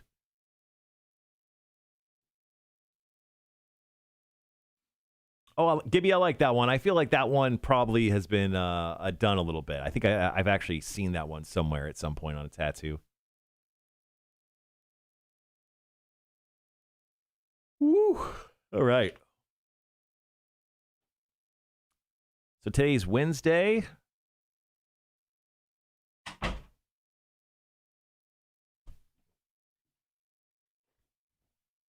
I think the rest of my day is pretty easy. I think I'm going to run to the store. I got to grab some stuff. I'm making tacos tonight. I got to grab some cilantro and a few other things.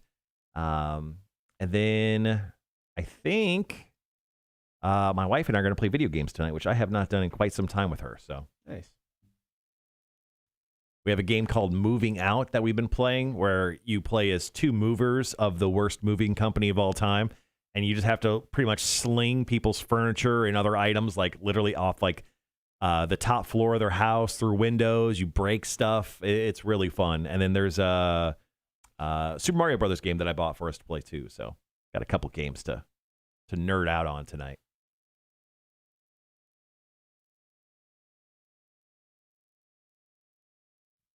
I feel like I heard a lot of voices out there. I think, is Aaron here yet? He is. I didn't see him, but he is here. He's probably in the bathroom blowing it up. It's always a good choice or a good bet. Gibby says, my wife does not play console games. Sad.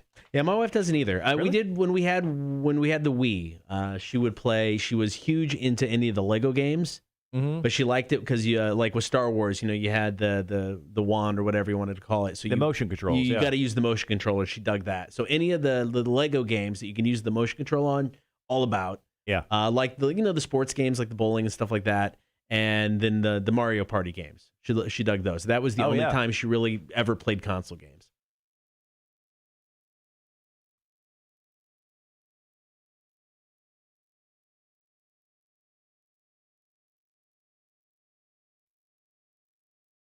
Here, so in the chat today, guys, I'll go ahead and show you. This is the game I was talking about. I think that's the game we're going to play tonight. It's called Moving Out. It's done by the same guys who did Overcooked, which is like the cooking game. You know, you add in ingredients, you make stupid stuff. But I think that's the game we're going to play tonight. It's stupid fun. It's ridiculous, over the top.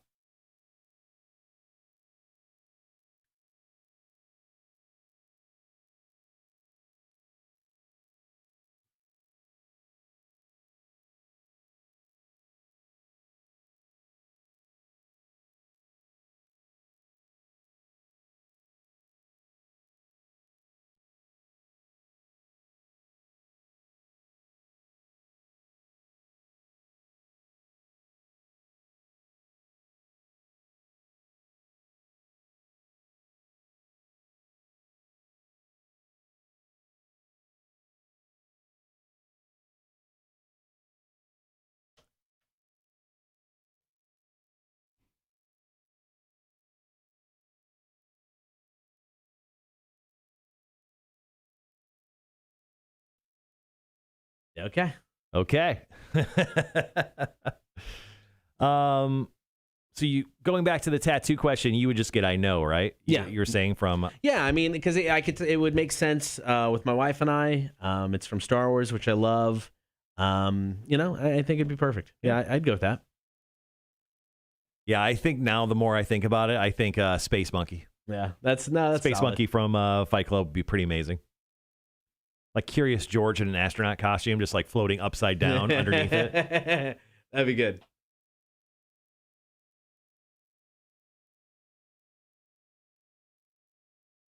Oh man, early today.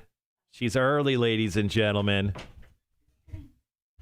How'd last night go? Oh, wrong one. There we go. Let me move this mic over. We actually had 6 teams, and we Okay. ended up with just 3 at the very end. I don't know if it was me or if it was just the night that they were having, but It happens. It happens. this. Cool. But it has that name on it. So Oh. Why would they do I that? have no idea. I was in the middle of a question, and he asked for my name, so I gave him my name, and that's what he gave. Okay. Well, unfortunately, you're gonna have to cash this. Okay, that's I fine. can't do that. That's fine. Rhett says, if I ever decide to become a crime-fighting shit-swizzled who rooms with a bunch of other little whiners at Neverland Mansion with some creepy old bald Heaven's Gate-looking motherfucker, on that day, I'll send your shiny, happy ass a friend request. I think I read that pretty well. Yeah, dude, that's quite the quote to get tattooed on you. That'd be a back piece. That's a little bit of a back piece. Oh, God. Tattoo. Next time you host, just tell him to put it on my name. Okay, Or I'll I tell will. him next time I see him. Sorry about that. No, Brian.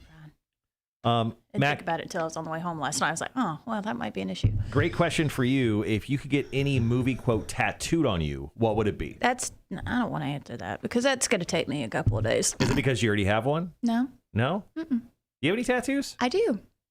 You have one behind your ear. I've seen that one. 1, 2, 3, 4, 5 total. 5. Mm-hmm, All right. I do. Okay. Any regrets? Yes, the very first one. Okay, what is it? It's this stupid star thing that you find on Pinterest. I know that because that's exactly where I found it. Just Googled best tattoos. Oh, Pinterest. Yeah. Oh, is it the satanic star? No, it's not. Oh, okay. I could just see you, little Mac, religious girl. And she's like, yeah, that star looks nice. And like this pentagram. You're like, did you say star? Yeah, sure. That's why you always go to a tattoo artist that knows what they're doing, or is okay to give their personal opinion before they put permanent ink in your skin. Yeah. Meaning they know what's best for you, basically. Well, it's like when I got my chess piece done. So it represents my kids. So it's like there's a book because my kids are nuts about reading, and there's like a panda because my youngest has collected pandas for years and all this stuff. So when I gave the idea to the guy who drew it up, so one half was a book and the other half was like he went into like because they're a big fan of like fantasy stories. So he went into this all in on this big like female face, that was like this. And it was beautiful. I mean, it was amazing. But I'm like, and 10 years ago, I'd have been like, yeah, just do it. But I'm like, that's just so not me, man. No offense, but it doesn't represent what I want the tattoo to be because it's just some random woman's face. So I'm like, can you just do 2 books and we'll come up with some more stuff that means stuff to my kids. And that's what he did. Mm-hmm. Cool. But yeah, I mean, yeah. Wanda and Gibby both say hello. Good morning. Good morning, Wanda and Gibby. Wanda, big fan of the last edition of Chicks on Dudes. It was fun. It was good. It was funny. I feel like our questions are good this week, but I feel like it's going to be hard to live up to last week. Did Jake Thompson send in question number 1? I don't know. I just want to throw that out there. I don't know. You know what? I didn't even really look. I guess there's a possibility here. Because, I mean, he recently got engaged. Maybe he's going, is this going to be a problem? Am I going to have to get rid of this stuff here? Maybe. I'm not for sure. I'm not for sure who sent it in. I honestly didn't even look. I put these questions together half kind of hungover Sunday morning. Nice. And then the last question I was waiting on, and I finally got a one that I thought was worth our time. That was yesterday afternoon. So I think they'll be good. I think you'll like them. Once again, Mac does not know the questions before she comes in. The only time we did that was the very first week. I think you were just nervous. You wanted to kind of get an idea. But ever since then, we just let it roll. It's fun.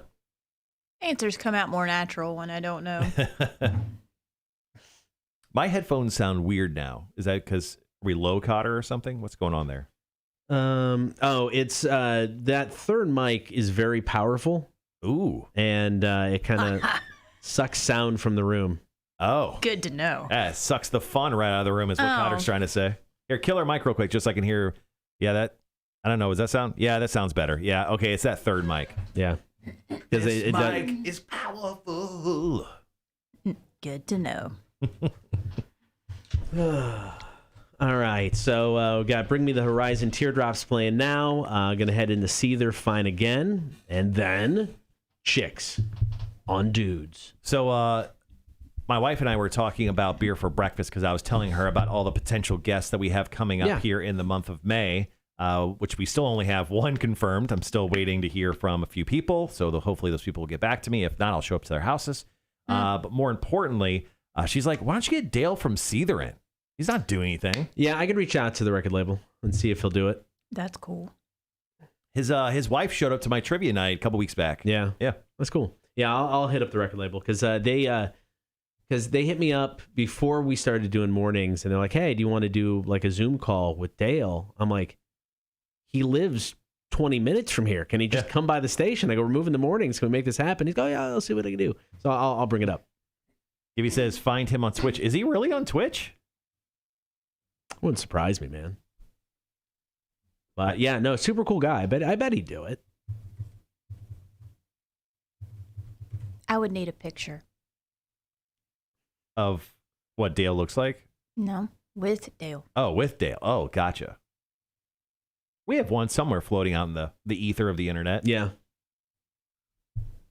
Super cool guy came in before the last album came out. Talked about that. Oh, we've gotten our week of our email of our spark of positivity and motivation from our HR person nice. in Greensboro. She clipped in a tweet from Pharrell Williams. Oh, okay. You know, the happy guy. Yeah. He says, "None of us are perfect, but we're all here. There's room under the sun for everyone, so let's do it. #happy." Great, that song's in my head now. Gonna be all day now. You're welcome. You're welcome. Mhm. Yeah. You're welcome. She also sent links to the happy video. So there you go. So you can enjoy it. This one's weird. She actually sent us a link of 24 hours of happy.com, which sounds... Uh-oh. I ain't clicking on that link. That's a Don't trap. do it. Whose happy is that? I don't know. That's a it might trap. not be my happy. Yeah. That's interesting. Wait So until you get home. Tracy is our HR person up in Greensboro, North Carolina. That's where our home office is for Dick Broadcasting. And she sends out these emails. And they're great. I mean, they're just like, kind of, keep you going during the middle of the week type things. But the link here is 24hoursofhappy.com. And that is not a link I'm clicking on. It sounds like something she Googled but didn't actually search to see what it was. She's just mad about this whole email. She's like, "Oh, let's send out this stupid happy email." We love you, Tracy. She does jump on the stream occasionally, so. Every once in a while, yeah.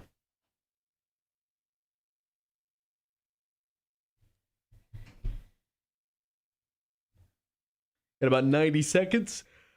Okay, so if you're going to do it, Oh, I'm no, gonna I'm do it. sorry. Why are we all yawning? Did I not get invited to the yawn party? I've been up since 3. That's my excuse. That's your own fault. I know it is. I've not been up since 3. I'm just yawning. I have found that I've had issues sleeping recently. Melatonin has been my best friend as of late. Dude, melatonin's great. I don't know what it does. It's supposedly natural. It's non-habit forming. So you're not going to get like hooked on it. I don't know. I'm pretty hooked on it. But no, it's amazing. You take one about 20 minutes before you want to go to bed. Out, man. Gets the job done. The problem I found out is though, if you don't have a full night's sleep, if you've got like 3 hours to sleep and you take the melatonin, you'll be wrecked when you wake up because you didn't get enough sleep. Oh, okay. So I found, at least for me, I need 6-7 hours. So it's sleep. it's natural NyQuil. Yeah.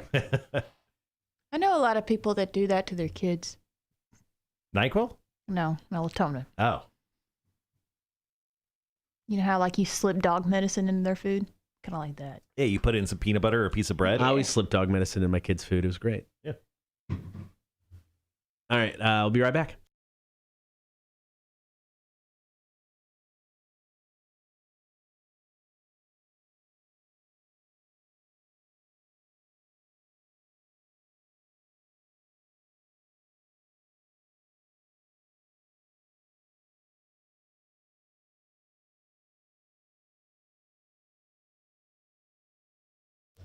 Thanks for hanging out this morning. Cotter and Marshall Show just after 9 o'clock. We're joined in the studio by Mac from Bob 1069. Good morning. Good morning. Morning, Mac. Morning. We've got Chicks on Dudes. Guys, ladies, got a question for Mac? Hit us up. Email it in. kmshow@rock1061.com.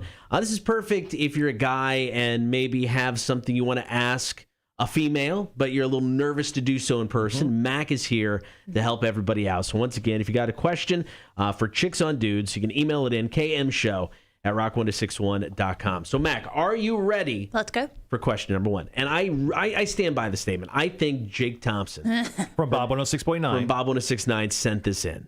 Question 1. What do girls think about guys that collect action figures? before you answer, Jake Thompson has a massive collection of Power Rangers memorabilia. Dude just got engaged, so maybe now he's worried that the future wife is going to be like, all of that has got to go. You think she's going to put the foot down? I don't know. Maybe that's why he's concerned now. So Mac, what do girls think about guys that collect action figures? Personally speaking, I think it really matters on what kind of action figures. Okay. Like 70s porn idols of theirs. Yeah, that's kind of a no. Right, but like Harry Potter, maybe? Is that Yeah, okay? I'm good with Harry Potter. I love Harry Potter. See? It's what she likes. Marvel, love Marvel. Right. Power Rangers, I'm not a huge fan of Power Rangers. I watched it as a kid. What but, about like The Legend of Zelda? How do you feel about The Legend of Zelda? It's not saying I have a huge action figure collection, but I do own a large amount of Zelda stuff. I don't think there's a big issue. I mean, you go. unless you just like don't overly obsess over it. Avoided the bullet there. It's like a hobby. I mean, there's a lot weirder hobbies out there, let me just say. So could it get to the point of being too much, though? Could it get to the point of where there's too much time, too much money invested into it, and, it's like taking up too much space in the house? Yeah, I think especially when it comes to like budgeting wise, if you're spending half your paycheck on action figures every month, yeah, dude, you got a problem. Here's a hypothetical question. Okay, let's say you're getting with a fella for the first time. You don't know about his action figure addiction, good right? question. Right? You're getting some hot and heavy action, and you're moving to the bedroom. In the bedroom, first time in there, right? Creak. That's the door. You walk in. You're holding hands. You're like, okay, time for love making time, and then you stop. The lights come on, just barely, like there's an accent light, and then you look around the room. And there's shelves, and there's thousands and thousands of tiny little painted eyes staring down at you. Yeah, that's going to be a problem. I'll stop you right there. About what you're about to do in front of them. It's going to be a problem. Yep, they're going to see angles that you probably never thought would ever be seen by anyone, especially action figures. Is that an issue? And then my next question is there cameras in these things? Yeah, they're hidden between the action figures. Yeah, no. I think that's an interesting angle to it, because you're getting it just kind of thrown at you. You know, you weren't ready for it, weren't prepared, especially heading into that sort of situation. So Mac is moonwalking out of the room right now. She's not even walking. No, I'm running. I'm running. Even if it was Harry Potter action figures? Yeah, no. Okay, fair enough. Wingardium Leviosa, no, don't be doing that around me in that time. No.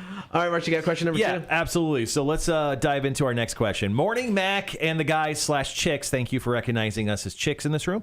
When asking a girl on Tinder about herself, it's almost like I can see her eyes rolling through my phone. And I get it. Everyone asks these questions, and it gets annoying to repeat it over and over.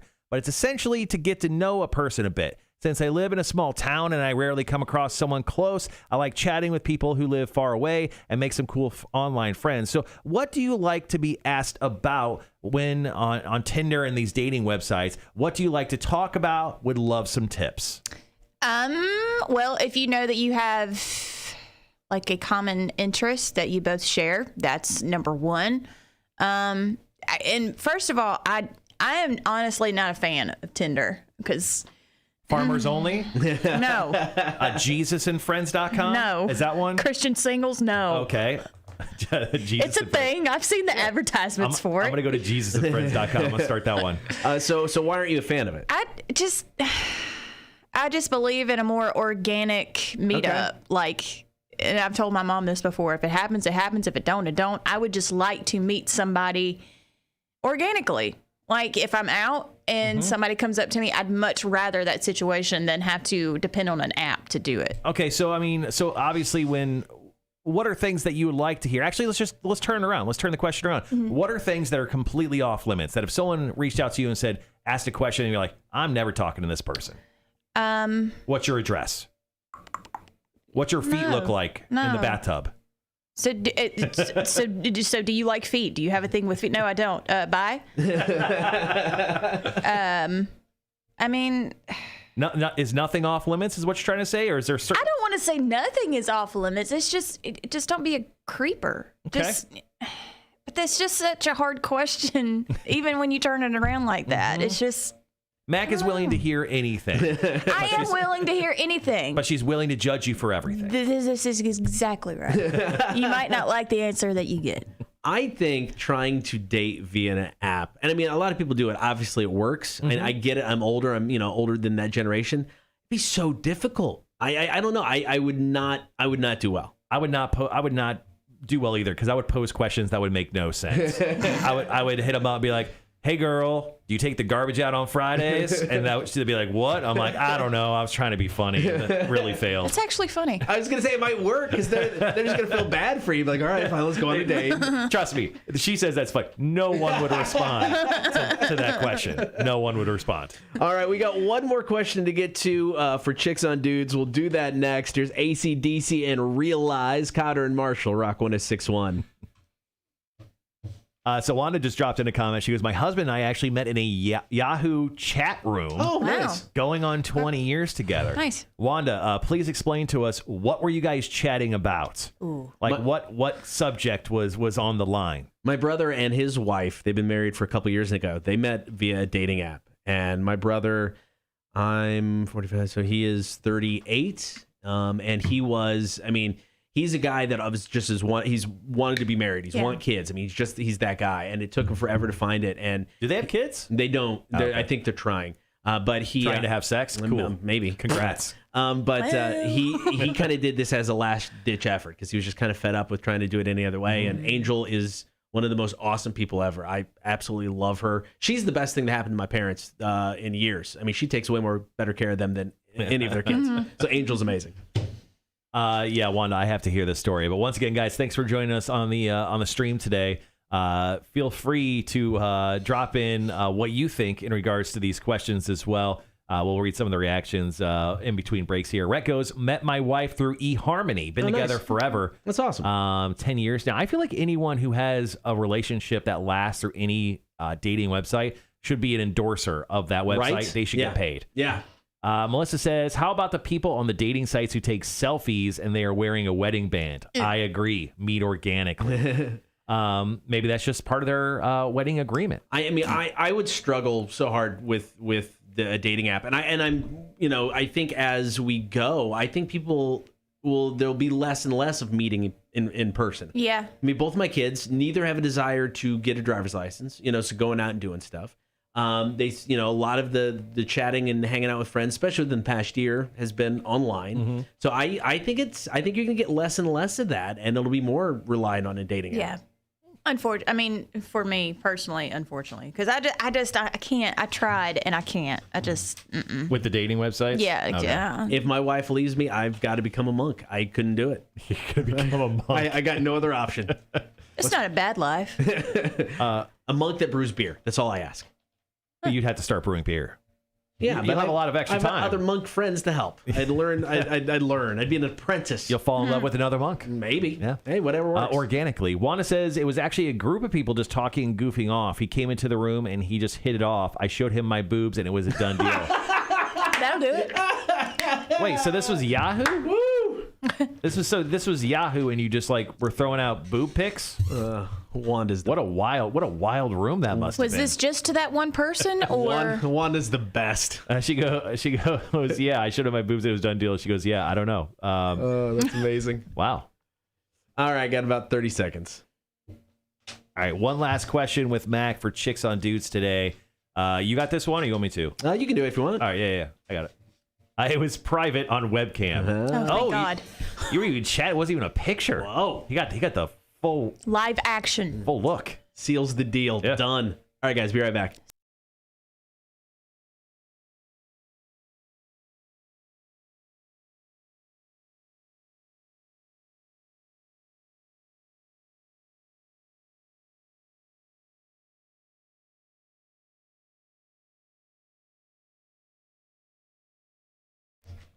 Be sure to get the live stream, Facebook, YouTube, and Twitch. You can also listen online. Download the app for free. Get us on your in-home smart speaker. And there's the website, rock1061.com. We got one more question for Chicks on Dudes. Mac from Bob 1069 is in studio. If you have a question for Mac, we do this every Wednesday at 9. You can email it into the show. The email address is kmshow@rock1061.com. All right, so here's our last story from a high schooler.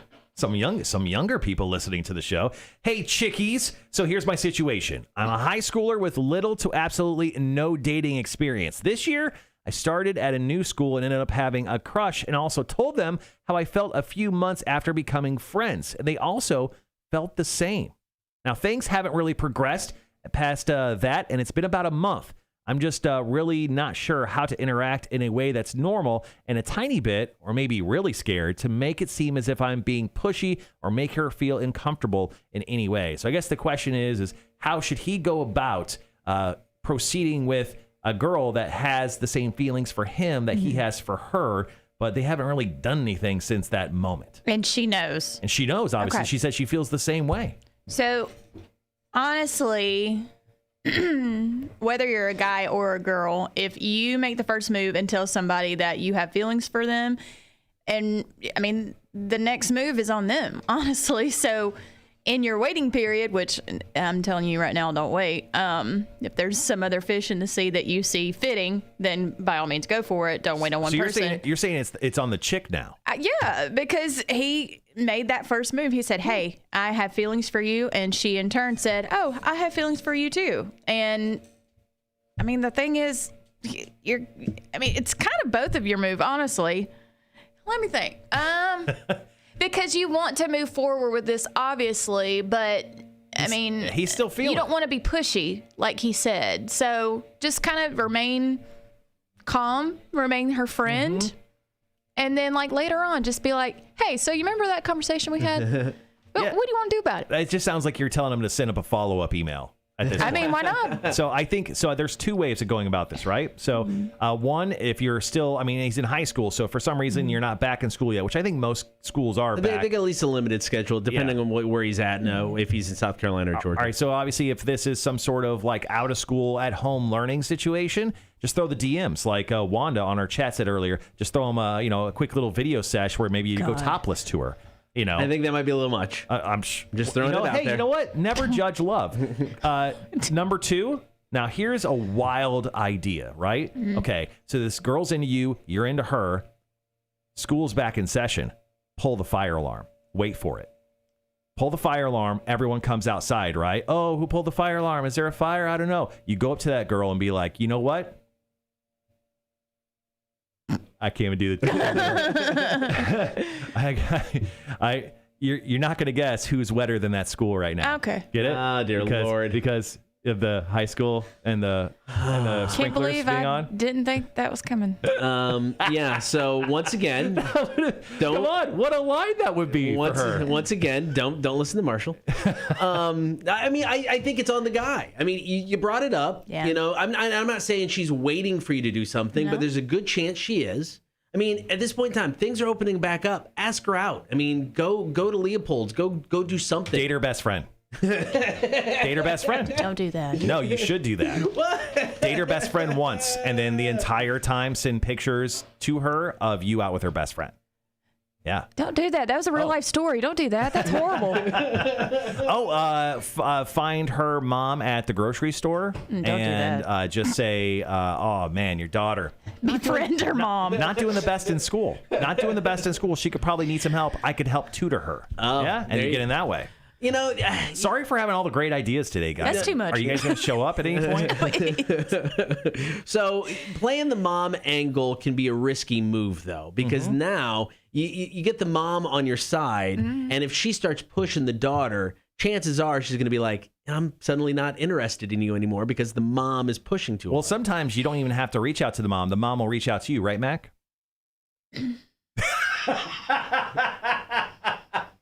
That was rude. Okay, but you're in high school, so that's kind of like in high school I don't know. It's been a while since I've been in high school, but back in the day, I would never want to date somebody that my mom suggested. That's what I'm saying. I think the mom angle's a risky way to go. I mean, I think it's a simple, let's go out and grab something. Grab something to eat, grab something to drink, do whatever. I think that's the way to go. Yeah, don't be a turd to her mom, but I mean, just don't. You know what I mean? On the stream, Charles goes, forget the girl, get with the mom. See? You know what? That's the play. I've seen videos where that happens. All these video suggestions this morning. And that, my friends, is Chicks on Dudes. If you got a question for Mac, Marshall will answer as well. All you got to do is email it in kmshow@rock1061.com. Marshall, the ultimate chick. Absolutely. You're welcome. I'm a solutions-based chick over here. All right, going to wrap up the show. Marshall's music news is coming up. Cotter and Marshall, Rock 1061. Those were tough. That's which one? The action figures one? No, that was easy. That was the easy one? Yeah. All right. I like the tougher ones. They get you thinking, get you on your toes. I just don't like sounding stupid, Marshall. Especially when you follow up with an even better answer. It's okay to sound stupid. I do it every day. Yeah, okay. No one is that judging. That makes me feel better. No one is judging. Except for Cotter. He judges. He's a big-time judge. Yeah, sure.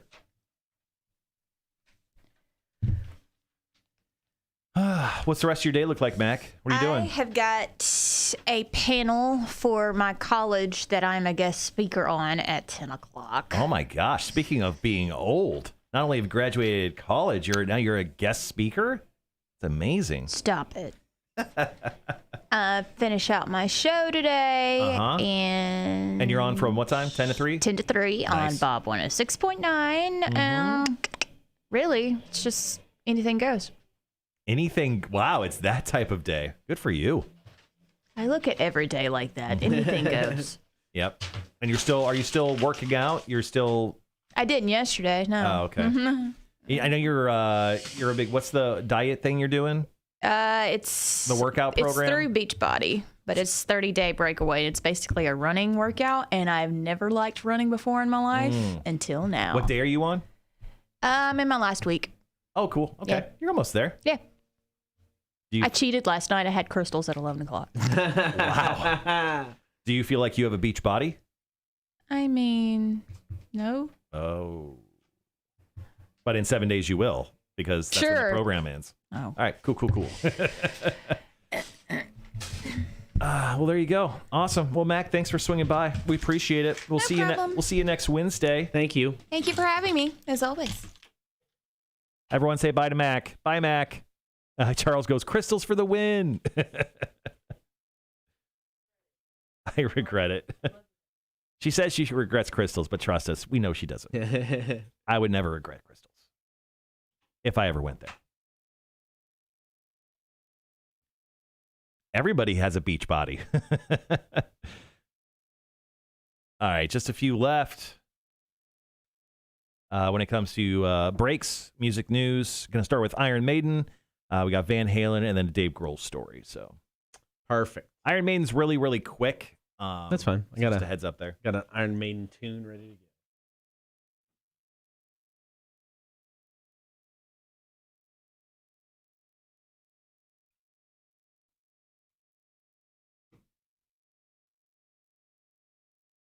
I am really hungry. Yeah, I can tell you're displaced over there. Did something happen during that break? You kept looking down at. No. Okay, you kept looking down. Oh, I turned the gain down on her mic. Okay.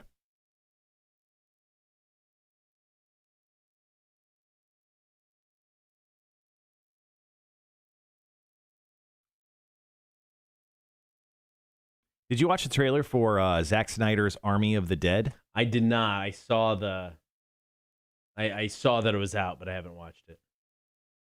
I watched it yesterday when I was laying down for my nap because I'm grown up. That's what I do. It's actually pretty cool. I mean, Okay. Being a little Netflix movie. Right. So apparently the story behind that film is the Army of the Dead film from Zack Snyder that's coming out in mid-May on Netflix is Warner Brothers had the rights to that film for a decade and never let Zack make it. Really? And they're like, oh, just make these comic book movies. He's like, okay, I'll make the comic book movies.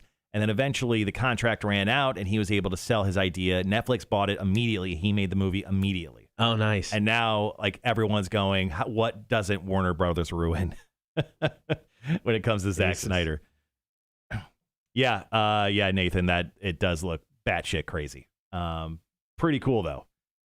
Gibby wants to know, are we playing the Trooper from Iron Maiden? Are we going to play another tune? I was going to do Run to the Hills. I think we're running to the hills, Gibby. Yep. which I think is the shortest Iron Maiden song of all time. Trooper, 3 minutes? It's almost 4. Trooper, at least the version I got, is just over 4. Maybe a radio edit. Yeah, the Army of the Dead movie looks pretty cool. It's probably the one Netflix movie that I'm actually looking forward to at the moment. There's not a lot of stuff that I know that's coming up that I'm actually kind of jazzed about. Although next Friday is the Mortal Kombat movie that you can watch on HBO Max. Yeah, I'm excited about that. Yeah, I think next Friday I'm gonna go see Mortal Kombat in the movie theater. Oh, I'll switch back to this. I'll go back to see Mortal Kombat in the movie theater next Friday, and then I think next Saturday is when we'll be judging that King of the Barbecue or King of the Hog barbecue contest. Right. That'll be my nice little weekend. I like it. And then I think the weekend after that, we're doing the Urban Forest Axe House axe throwing competition. That'll be May 1st. And then the weekend after that, I'll be in Charlotte for a quick little weekend. So action packed. This is my last weekend of just doing nothing on the weekend, which I'm actually looking forward to. Gibby says, "Run to the hills." He's singing it. Nathan, that also looks super awesome. Sub-Zero Blood Ice Knife. Yeah, dude. It looks amazing. I can't wait to check that out. I hope it's honestly, I mean, just the look of it looks so great. I hope the film even is just okay and does well enough to make a sequel because, I mean, there's so many characters in Mortal Kombat. I think there's like 100 different ones. Right. I think they could do a bunch of cool stuff. Agreed. Plus, I think in the last game, they made like a time changing or time traveling character in the last Mortal Kombat game. So they can do all sorts of fun stuff there.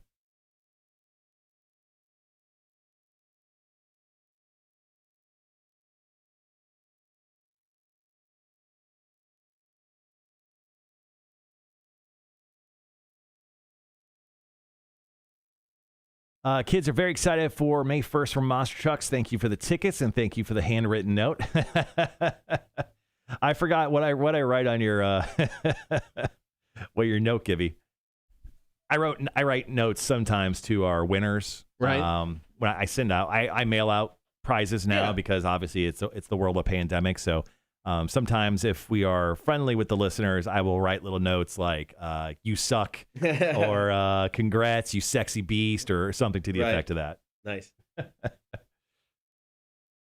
That's the little touch I add in. I think a lot of the times I also throw in Cotter and Marshall stickers too. So and Rock 106.1 stickers, depending. Yeah. I wrote "fucking Gibby" with an exclamation mark. So that's how you know it's love. I hope your kids opened it.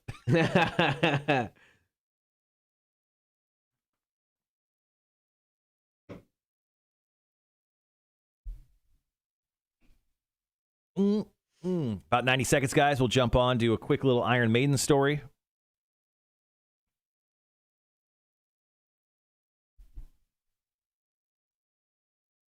Oh, Stacy's in there. Look at that. I just heard her. Yeah, she's been here for a bit.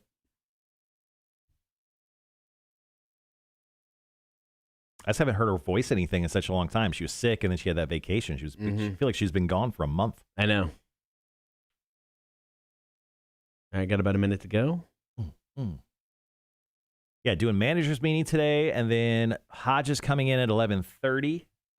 I'm hungry like you. I think I may run out like at 11 and see if I can go get something to eat. Yeah, I got our managers meeting at 11, or GM meeting, OM meeting, whatever I am. I don't know. Whatever I am. You said they send out like a video link prior to that starting, but most of the time it doesn't show up or it shows up late. He just sends it like 10 to 5 minutes. Maybe it won't happen today. It's possible. You know what? Positive vibes towards you, Cotter. That meaning's not going to happen. Okay, thank you. You're welcome.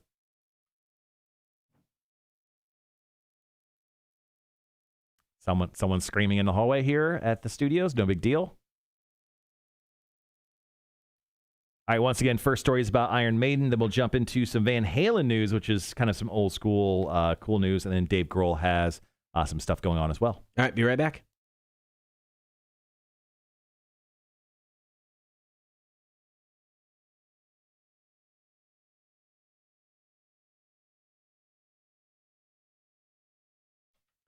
Good morning. Thank you for hanging out. Get that stream, Facebook, YouTube, and Twitch. Before we head out today, of course, we got to get to Marshall's Music News. Cotter, do you remember the year of 2020? Oh, how could you forget? Oh, that pandemic so good. Year. Delicious. Well, Iron Maiden didn't exactly find it fun because they were going to be celebrating on a tour called the Legacy of the Beast Tour. So in 2020, they're like, oh, wow, touring's not going to happen. We're going to push this to 2021. They had a string of dates in Europe, New Zealand, Australia, essentially the other half of the world. Well, as of yesterday, it's made official. No. They're moving 2021 dates to 2022. Now, that seems to be happening to quite a few bands, and especially bands who are generally older. Not to point out certain bands, but bands that are like have band members in their 50s. Right. I think a lot of them are like, world's still kind of getting back in order. We don't have any chance getting COVID, so we're going to go ahead and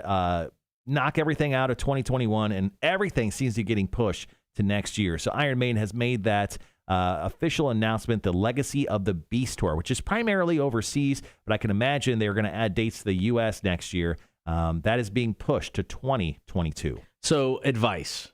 Start saving money now, because from fall 2021 through 2022, every band you love, like, hate, despise, whatever, is going to be on the road. And you're going to want to see them. You're going to want to go to every single one of them. Start saving your money. Yeah. How many bands are going to be on tour over the next year and a half? So many, but my number one, I mean, if we're going to talk about the number one most anticipated show, is that Rage Run the Jewels show. Dude, I want to see that so bad. Yeah. All right, we've got more Marshall's Music News coming up. Let's do some Iron Maiden. It's Run to the Hills, Cotter and Marshall Show, Rock 106.1.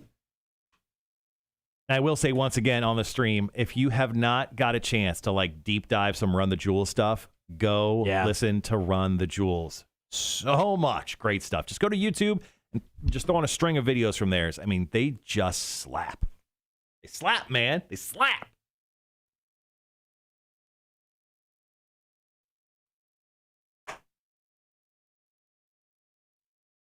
Oh, Gibby's getting some green fire pizza. Nice. Today. Wanda says, all right, guys, love you all. Have a great day. Get your top 5 done. Absolutely. See you, Wanda. You wrote your top 5s. Now you got to do them. All right, guys, 2 more stories, then we're going to wrap up. What's on the show tomorrow? Hefe, the new music beta fish, is tomorrow. Yep, we got Hefe. What else is Thursday? Stuff. Cotter needs some food. So hungry right now. He's running on low, you could tell. So hungry right now. Let's see. There's Hefe, the new music beta fish, trivia. There's something else that we do that's pretty cool. I just can't think of it. There's another thing on a Thursday. Yeah, remember the things that we do? Hold on, I'll look. I'll make the splash into the Google Drives.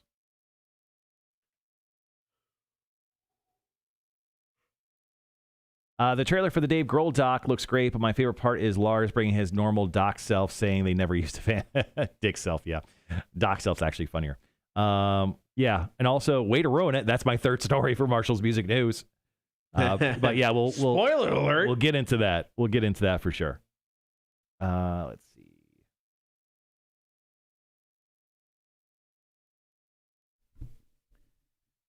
Let's see. So tomorrow we have About Last Night. We got Smarter Than Community College Dropout. We have Hefe. Yep, that's it right now. We'll come up with things. It'll happen. We'll have a show. Yeah, we'll have let's see. Oh, Tiffany, our friend from Tales from the Bar, said some people said they heard me on the radio this morning. Excellent. Oh, nice. Where can I find the clip? Eventually it'll be on the website. I'm just not there yet. Yeah. Well, she just messaged me. She's not watching the live. Oh, okay. Okay, sorry. Yeah, no, tell her eventually it'll be on the website. Or we can send it to her. Yeah, do you mind emailing me that? Yeah. If you have the file, I'll Google Doc it or Google Drive it to her. At about a minute. Cool. Let's see. Gibby says, I'm debating on what pizza I want to order, the Davaglio, Arugula Blanco, and Giardino. I don't think I've had green fire pizza. Mm-mm. Yeah, I don't think I have. We don't know, but we've heard they're all great.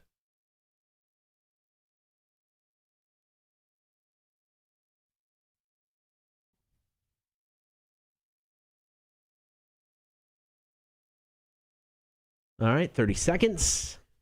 Oh, we need to line up the beer diet. What dates we're doing the beer diet. Okay. All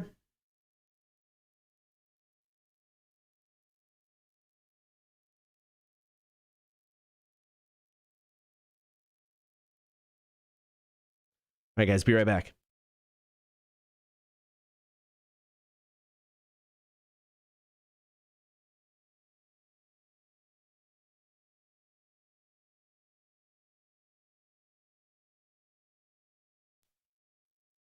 Thanks, everybody, for hanging out this morning on air and on the stream. If you haven't tried the stream yet, do it. Facebook, YouTube, and Twitch.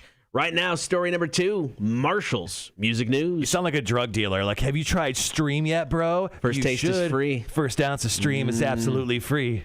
After that, it's only $5.99 a month. All right, so let's go back into the Wayback Time Machine. Ex-Van Halen bassist Michael Anthony.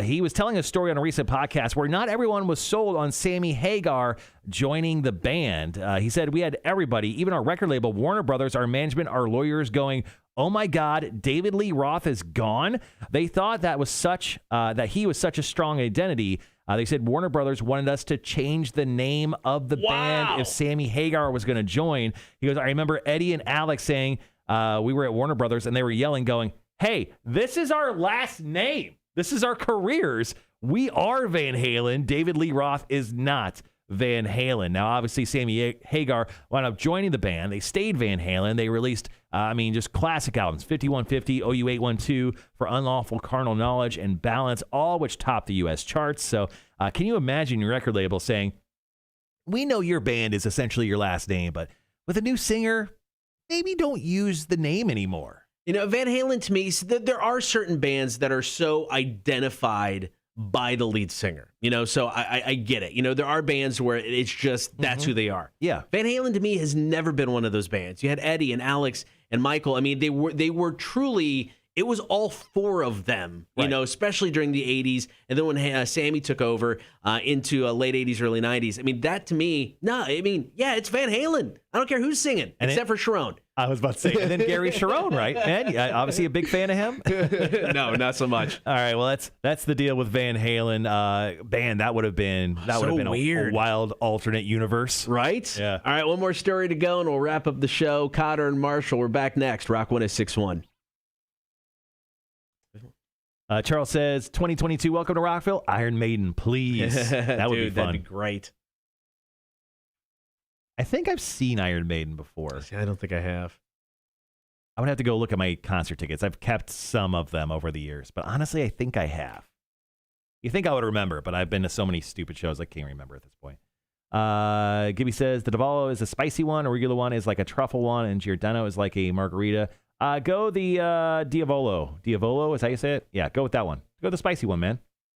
So your insides can hate you. Like mine yesterday. Nathan says, David Lee Roth is such a strong personality. I can see why they would think that change would be needed. But as long as Van Halen family member is in the band, it's Van Halen. Yeah. Yeah, agreed. 1,000,000,000%. Now, I mean, it's like, Eddie passing. I mean, not, with him not in the band, you can't do it. I mean, he was, to me, more important than the lead singer. I mean, because it was such... the music, it was so reliant on his ability to play the guitar. And he was more important than Alex. Oh, yeah, no. I think Alex has said 5 words publicly ever. No, I mean, Eddie, to me, Eddie is the most important person in that band. I mean, you can never do a Van Halen reunion in any shape or form now. He created, like, that signature guitar look, and then he even created that, like, dashboard for the guitar, so you could do that crazy little medley stuff that he would do, so... It's like a dashboard, I guess. I don't know. What do you call that? I don't know what he called that. It was just like a phone stand. Right. Yeah, but crazy stuff. All right, one more story. Nathan ruined it. Gonna do Dave Grohl. He has done another feature-length documentary. This dude spent all of 2020 just crushing it. Yesterday, did you see that Dave Grohl put out a song with Mick Jagger? Yeah, on the Rolling Stones. Tagged me in that, dude. It is really good. It's a fun song. I tried to find anywhere to download it, and I couldn't, so we could play it today. But yeah, it's Easy Sleazy. Is that what it is? Yeah, Sleazy Easy, one of those. Dave's drumming, playing guitar, and Mick's singing. Oh, so good. Oh, maybe that's something we could do tomorrow. Maybe we could do like a little new music feature. to help fill some time tomorrow. Yeah. See if you can find that song, and then the Royal Blood song. It's called Boilermaker. Right. See if we could play those. Well, we have Hefe tomorrow. Well, I know, but we'll have more songs for him. I mean, those are interesting, really interesting songs. Nathan says, "You're welcome for the super early segue." Thanks, man. Thank you. You're an integral part to our 9 o'clock hour, man. Nathan only does show. Why do you only show up for the 9 o'clock hour, man? Are you like lurking the entire time? He's the smart one. He sleeps in. But you only show up and like chat with us during the 9 o'clock hour. What are you doing, man? Maybe he's working, sleeping. I don't know. He's like, I'm doing what normal people do, sleep.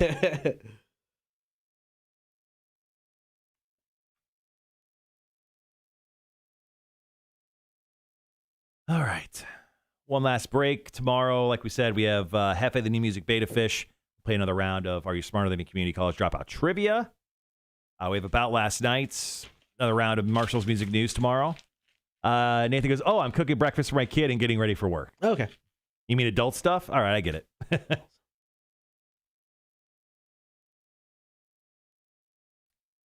Yesterday we had Paxton in.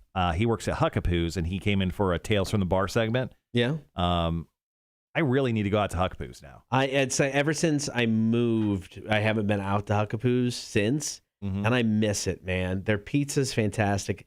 Something about just their house or garden salad. It is one of the best, and I was saying basic is a rude way to say it. Just one of the best basic salads I've ever had. Huh. It's got like olives and tomatoes, and the dressing's phenomenal. Just go out there, get a slice, get a salad. It's so good. So I was talking to someone who went out and had a couple drinks and dinner out at Huckapoo's this past weekend. Yeah. And she said she was out on the patio having a smoke, and she said I think she said it was an older man, maybe who was a little tipsy. And I guess there's stairs that lead up into Huckapoo's. Yeah. Like, I don't know, there's like 6 stairs or whatever. Yeah. Apparently he face planted right into those stairs. And apparently, like, crazy broke his nose. Like, it was like another direction and flat. Like, it was not great. And apparently he was just pouring blood. An ambulance had to be called. I may just one day after work get off at noon, go there and have lunch. It's not a bad idea. It's really not a bad idea at all. From here, it's like, what, 30 minutes? It's not even that. It's 20 minutes. Really? Well, and I guess you got to all go out the Tybee. 30-ish, yeah, 30-ish minutes. But yeah, no, dude, I'd be down for that. So much so. Nathan, thanks for hanging out on the stream. We do appreciate that. So he goes, yeah, dude, I actually do all my chores in the morning. When I go to work, I hang out and turn on the stream. So we appreciate that. I like it. Okay. Let's see how far it takes. I bet you it's like 35 minutes. Yeah, 31 minutes. Okay. So, but dude, I'd do that after work one day. Go out there, have beer, grab some pizza. What time does Huckapoo's open, you think? Let's find out. I'm guessing they're open for lunch. Can they open at 10:30 so we can leave immediately after right the show? after? Yeah. Huckapoo's. They open at 11. Okay, fine. That's not bad. We'll stay for 30 minutes, then we'll get out there right at 11. Yeah, it looks like every day they open at 11. So, yeah, I'm down for that, man.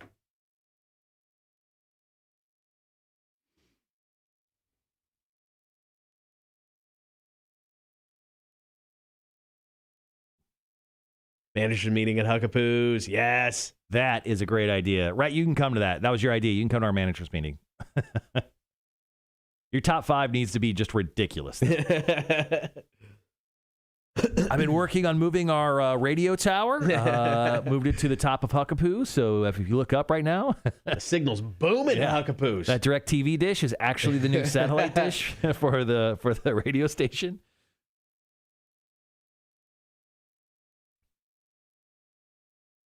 All right, guys, got about 2.5 minutes. Last break of the show. We'll be back tomorrow.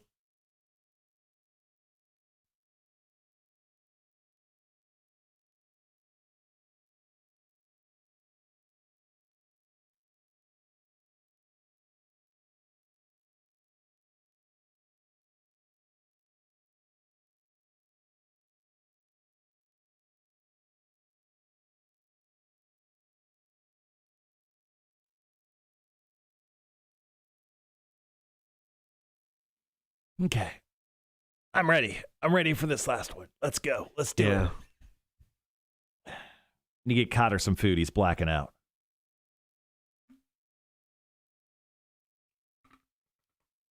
Well, we hope you guys have a great rest of your day. Boom, nailed it.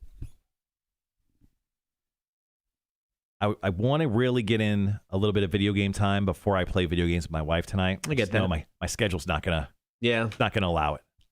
I have to be grown-ups nowadays.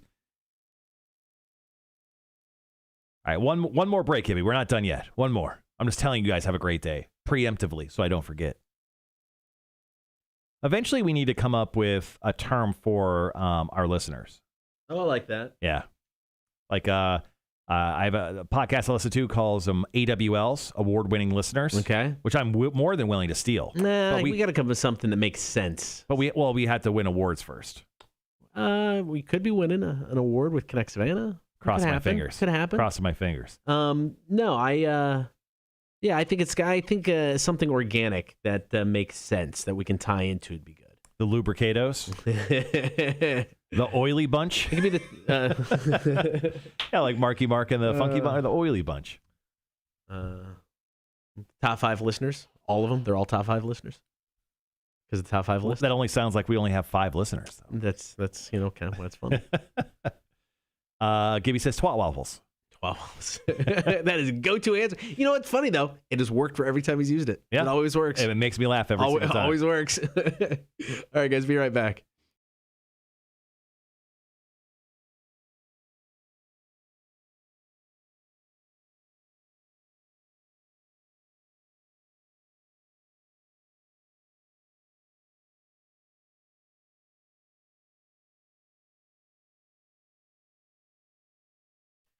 All right, before we get out of here for the day, one more time, Marshall's music news. So the Coda Collection has acquired global rights to the feature-length documentary that Dave Grohl decided to do when he was apparently not working last year, which seemed like he was working all of last year.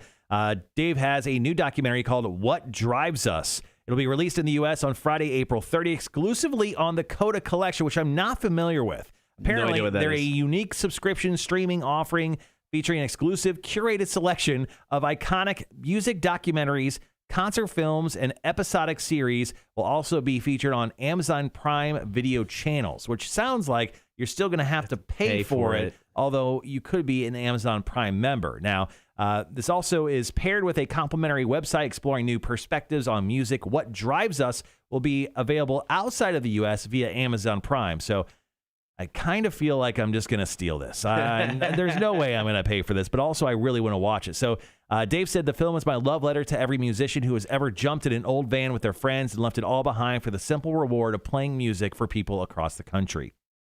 Now, the What Drives This documentary features interviews from an array of huge names. I mean, people from his own band like Pat Schmear, but Ringo Starr, Flea, Brian Johnson, St. Vincent, Slash, Duff, Ben Harper, The Edge, Peter Stahl, Lars Ulrich, and Steven Tyler are all featured in this documentary about jumping in a van and playing music for people across the world. So this is something that I actually would love to see. Yeah, this sounds pretty awesome. So hopefully get to check it out on that truly unique streaming service. The Coda Collection. Yeah, no, never heard of it. All right, coming up tomorrow on the show, Hefe 2, the new music beta fish will select a new song for us. We'll get to About Last Night. And, of course, your chance to play Are You Smarter Than a Community College Dropout Trivia, brought to you by Rotten Little Bastard Distillery. Have a great Wednesday, guys. Talk to you tomorrow. Cotter and Marshall, Rock 106.1. Last shot of the day, and I missed it. All right, guys, you have a great rest of your day. Thanks for hanging out with us this morning. Back tomorrow with all the stuff that Cotter mentioned. And then, we'll see you at 6.